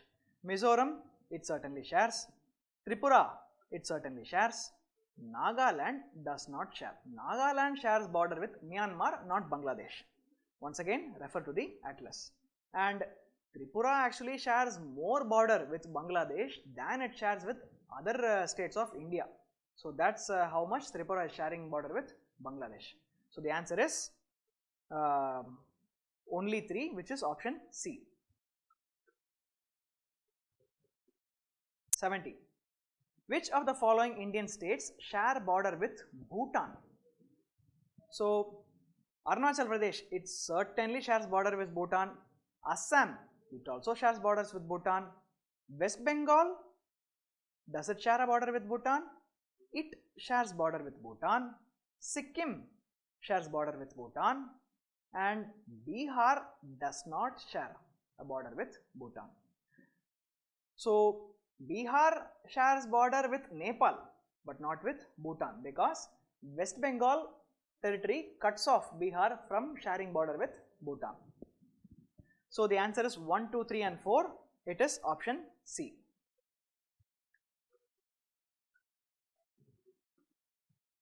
With reference to Pravesh platform recently launched by government, which of the following statement is or are correct?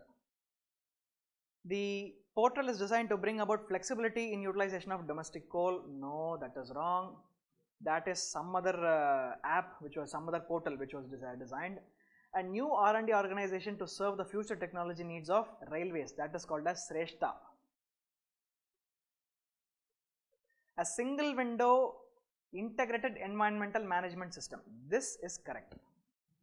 It is about managing the environment, and it is also about giving environmental clearances to multiple projects, because so many projects are held without taking off because of lack of environmental clearances. So this is the correct answer. It is a final option is it is a web-based application for infrastructure and material providers. That is wrong. The answer is option C.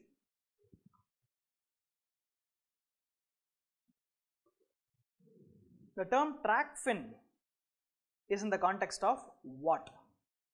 A methodology to identify and track financing to the water, sanitation and hygiene sector of at the national and subnational level. This is the right answer. It is a methodology, not an app. It is a methodology to identify that and track the financing of projects with regards to water, sanitation and hygiene at the national and local levels. Mobile app for road maintenance, that is called as Aramb. That is Aramb app. Scientist Farmers Interactive Platform, no, that is not correct at all. It is not correct, not even close. An integrated information dissemination system serving fisherman community with alerts and advisories towards their livelihood and safety at sea. That is called as Sagarvani, like Akashvani. So this is something different. The answer, however, is option A. Consider the following pairs: wildlife sanctuary and state location. A fact-based question. Singpan Wildlife Sanctuary is located in Nagaland. First statement is correct.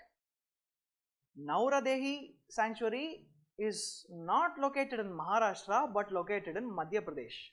So second statement is wrong. Vallanadu Wildlife Sanctuary is of course located in Tamil Nadu. So we have to identify which are correctly matched. So the answer is 1 and 3 only, which is option C. 74. Consider the following statements regarding National Annual Rural Sanitation Survey, NARSS. This NARSS is conducted by the Ministry of Drinking Water and Sanitation. No, that is wrong. It is conducted by World Bank, an arm of World Bank. It is not conducted by NARSS. Sorry, it is not conducted by Ministry of Drinking Water and Sanitation.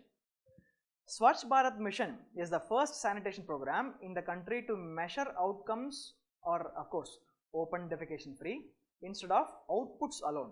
So instead of simply constructing so many number of toilets, it is trying to ensure that the behavioral change of the people changes, thereby they stop defecating in the open land. So ODF is one of the keystones of the Swachh Bharat Mission.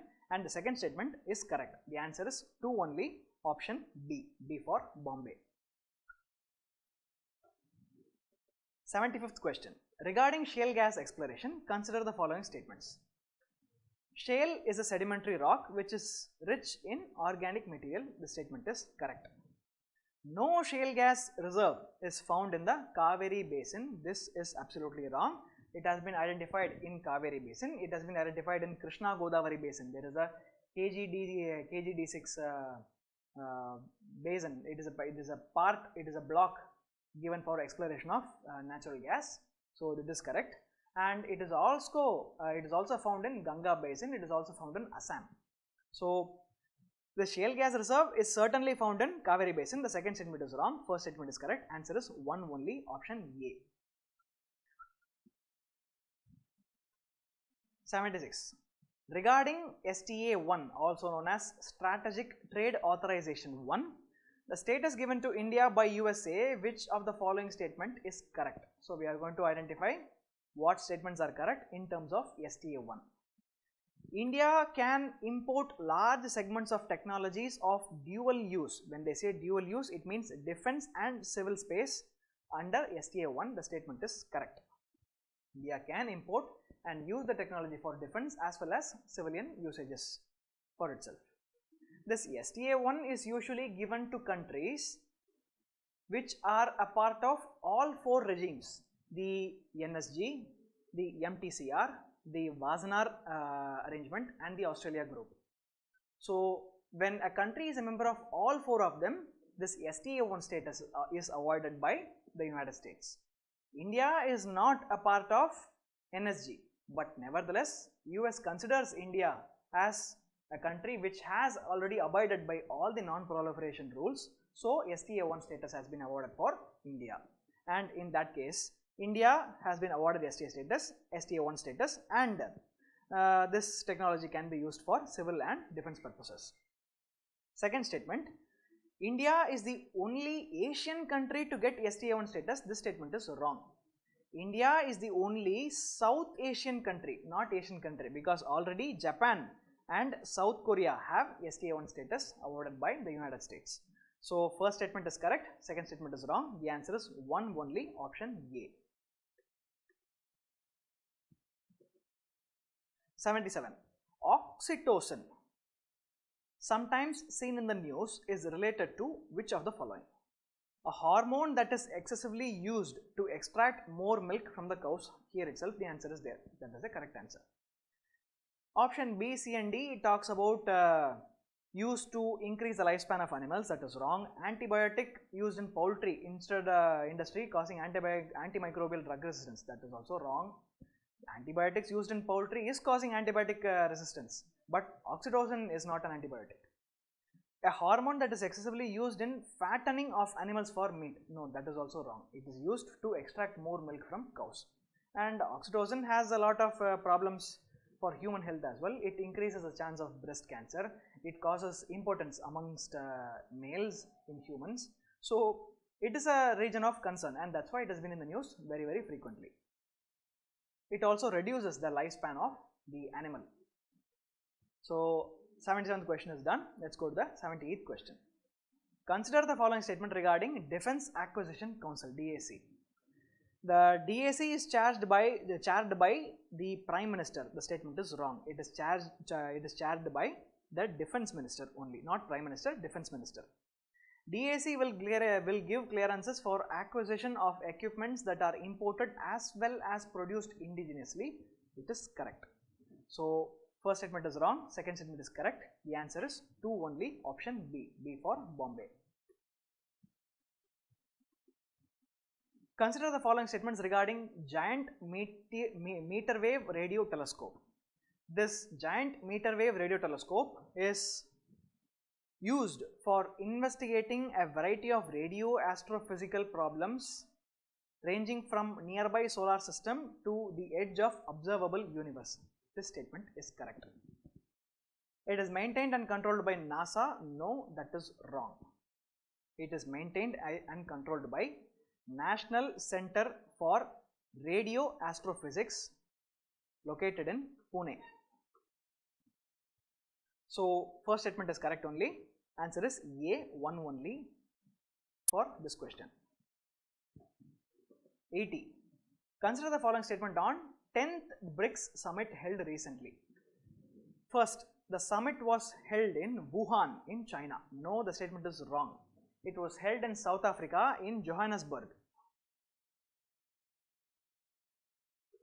It is held in Johannesburg. In Wuhan, some other summit happened between the Indian Prime Minister and the Chinese Premier. That was an informal summit which is not related to that of BRICS. BRICS summit in the 2018 BRICS summit, it was held in Johannesburg only. Second, the theme of the 10th BRICS summit is collaboration for inclusive growth and shared prosperity in the 4th industrial revolution. The statement is correct. So, statement 1 is wrong, 2 is correct. The answer is 2 only, option B.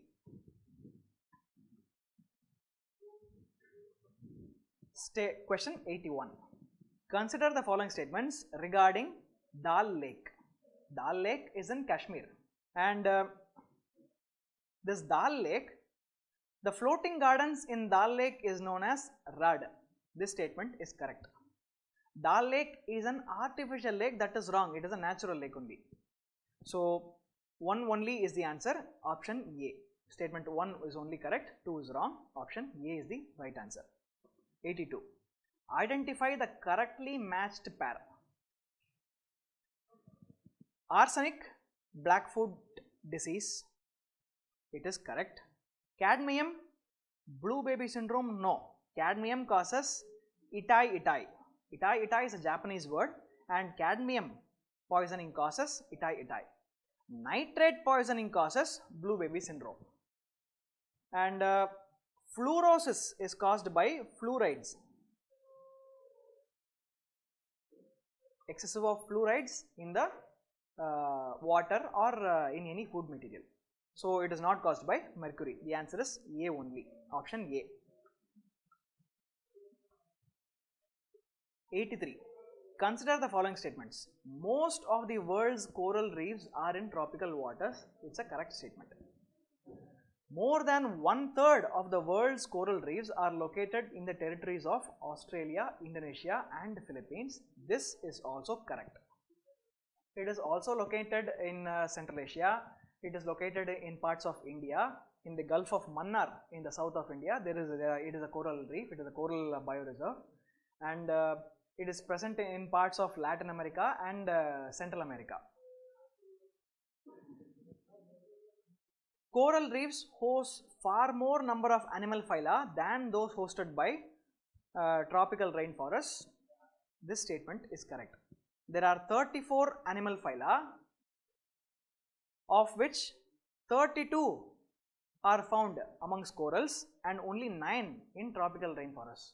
So they certainly host more animal phyla than rainforests. So all 3 statements are correct. The answer is 1, 2 and 3, option D. D for Delhi. 84. Which are the applications for, what is or are the applications for DNA barcoding? Now this DNA barcoding is a technique which is used to classify animals to their particular taxonomy, to identify the taxonomy of a particular, not just an animal, any species of plant or an animal. So this DNA barcodes reveal adulteration in traditional medicines. This is correct, because traditional medicines are actually phytochemicals, meaning they are derived from plant products. So by using DNA barcoding, we can identify the different plants used in that medicine, and if there is any adulteration, mixing of some unwanted plant in that medicine, we can identify using DNA barcoding. First statement is correct. Second statement, DNA barcoding can prevent mislabeling of processed seafood. That statement is also correct, because seafood, they need to be labeled correctly as to what is present in a particular package. So using DNA barcoding, even if the food is processed and even if the species is unidentifiable, using barcoding we will be able to identify the species and then able to label the product properly. So this is also correct. Usage of DNA barcoding in wildlife forensics and detection of invasive species. Again, correct. Wherever you are trying to identify a particular species, DNA barcoding will certainly help. So in forensics as well as in detecting invasive species, DNA barcoding will certainly help. To correctly identify similarities within a species, that is also correct. Identifying unique characteristics of a particular species is can be done through DNA barcoding. So all 4 statements are correct. The answer is 1, 2, 3 and 4, option D. 85. Which of the following statements is correct regarding Operation Karuna? This Operation Karuna we have seen in the news time and again. It is very, very simple. It is actually the operation, relief and rescue operation for the Kerala floods which happened very recently. So option A is the answer. And there are other options here. Code name given to Indian Air Force rescue operations to evacuate civilians affected by Ganga floods in the North Indian states. No. Military exercise of Indian Army in Rajasthan Desert carried to stipulate the operation capabilities of Indian Armed Forces? No. And code name given to the rescue operations in Yemen conducted by Indian Armed Forces? No. And this operation is called as Operation Rahat. So that's for you to learn. The answer is anyway option A. 86. Consider the following statements regarding Public Credit Registry. PCR. PCR aims to be an extensive database of credit information of all credit products in the country. Yes, like banking, non-banking financial companies, debentures, like this. All of them were brought under one registry where the information is available of all of them. The main objective of PCR, first statement is correct. The main objective of PCR is to capture all the relevant information about a borrower across different borrowing products in one place. Both statements are in fact correct. The answer is 1 and 2, both 1 and 2, option C. 87th question. Consider the following statements regarding Turkmenistan, Afghanistan, Pakistan, India gas pipeline, TAPI pipeline. Trans-country natural gas pipeline developed by Asian Development Bank, which is correct. Asian Development Bank is trying to finance this TAPI gas pipeline. Second statement. The landfall point of TAPI pipeline in India will be in the state of Rajasthan. That is wrong. It is in the state of Punjab. So second statement is wrong. Answer is 1 only. Option A. With reference to Gaganyaan mission, which of the following statements is or are correct? The first statement is it will be India's first indigenously developed human space flight mission into the space. This is correct. Second, this mission will make India the fourth nation in the world after US, Russia and China to launch humans into space. Both statements are correct. Answer is C, both 1 and 2.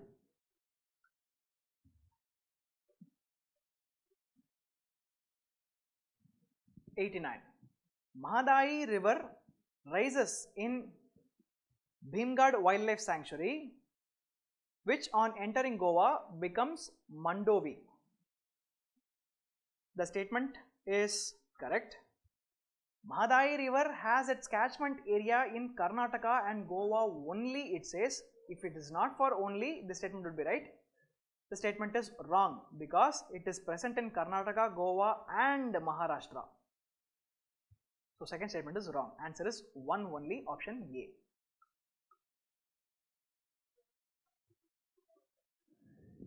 Consider the following statements with respect to Seva Bhoj Yojana. It has been announced recently. The scheme envisages to reimburse the CGST and IGST to religious charitable institutions. So this statement is actually correct, and they are trying to reimburse the CGST and IGST collected back to religious institutions which take up social causes, and for example, if a particular religious institution tries to give food for all without discrimination against any community, then for those religious institutions this reimbursement of CGST and IGST will be done. So that is the objective of the Seva Bhoj Yojana. Second, Ministry of Culture is the nodal ministry for the scheme. This statement is correct. This is a nodal ministry. Both 1 and 2 is the answer. Option C. 91. Consider the following statements regarding Kanchenjunga Biosphere Reserve. First, Kanchenjunga Biosphere Reserve is located in Arunachal Pradesh. No, it is not located in Arunachal Pradesh. It is located in Sikkim. First statement is wrong. Kanchenjunga Biosphere Reserve has become the first biosphere reserve from India that has been included in the UNESCO designated World Network of Biosphere Reserves. That statement is wrong. It is the 11th biosphere reserve to be inducted into the WNBR. So both statements are wrong. The answer is D, neither 1 nor 2. That is the answer. 92. Consider the following statements regarding Pradhan Mantri Ujjwala Yojana. Pradhan Mantri Ujjwala Yojana aims to safeguard the health of women and children by providing them with clean cooking fuel, LPG. This is correct. This is absolutely correct. The scheme was launched by Ministry of Women and Child Development. No, simply because it is trying to help with the health of women and children. It doesn't mean that it was launched by the WCD Ministry. It was launched by Petroleum and Natural Gas Ministry, not WCD. The second statement is wrong. So the answer is one only, option A. 93. With respect to Concessional Financing Scheme CFS launched by central government, consider the following statements. Under CFS, the government has been supporting Indian entities bidding for strategically important infrastructure projects abroad. So consider that there is a strategically important port somewhere, or a strategically important land route somewhere, and some Indian entity, private entity or maybe even public entity, they try to get a bid, they try to bid for getting that project, and the government of India has actually created a scheme for helping these entities to get those projects because it is strategically important for India. So the first statement is actually correct. The second statement, under the scheme, Ministry of Commerce and Industry selects specific projects keeping in view the strategic interest of India. This is wrong because it is not selected by the Ministry of Commerce and Industry but the Ministry of External Affairs, MEA Ministry only does it. So second statement is wrong, first statement is correct. The answer is option A, one only.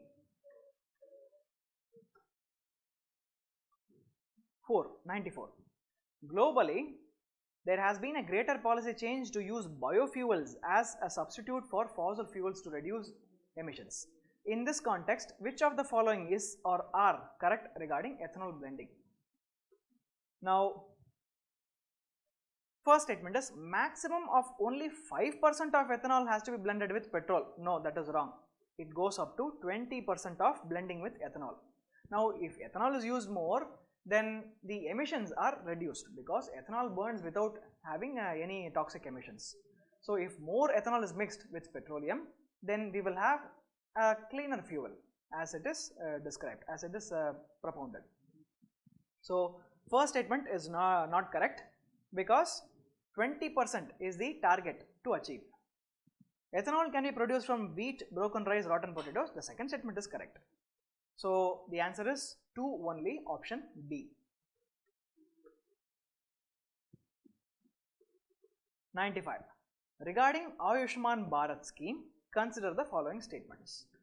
So Ayushman Bharat is a recently launched scheme by our Prime Minister. First statement says, it will subsume the ongoing centrally sponsored schemes Rashtriya Swasthya Bima Yojana RSBY and the Senior Citizens Health Insurance Scheme SCHIS. This statement is correct.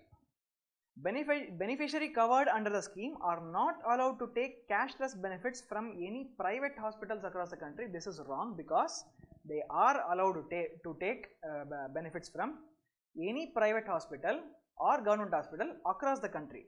So the answer is 1 only, statement 2 is wrong, option and answer is option A. 96. Global Innovation Index is released by, okay, it's a factual question. It is released by INSEAD and WIPO, sorry.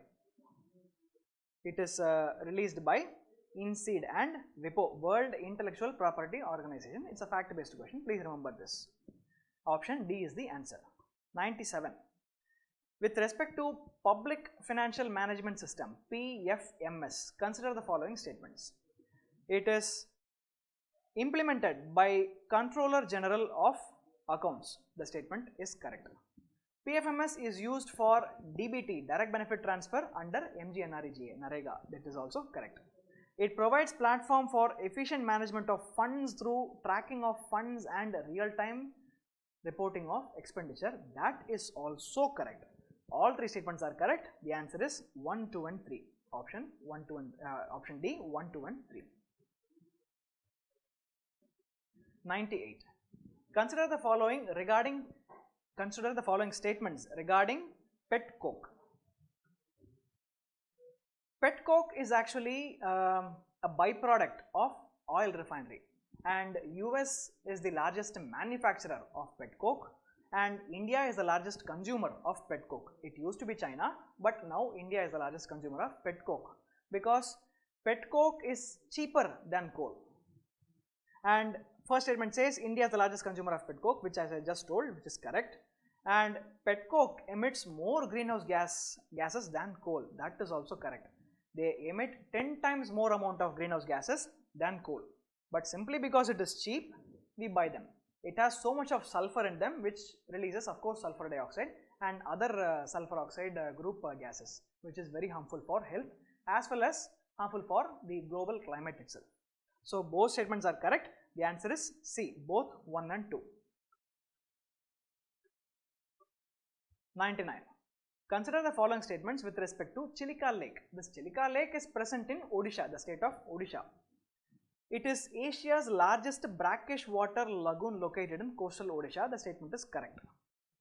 Nalabana Bird Sanctuary is located on the wetlands of Chilika Lake. This is also correct. Chilika Lake holds a huge bird sanctuary. This is the Nalabana Bird Sanctuary. Both statements are correct.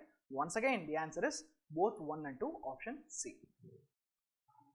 The 100th and the last question, where it is talking about the exercise Maitri, which is a joint military exercise between India and which country?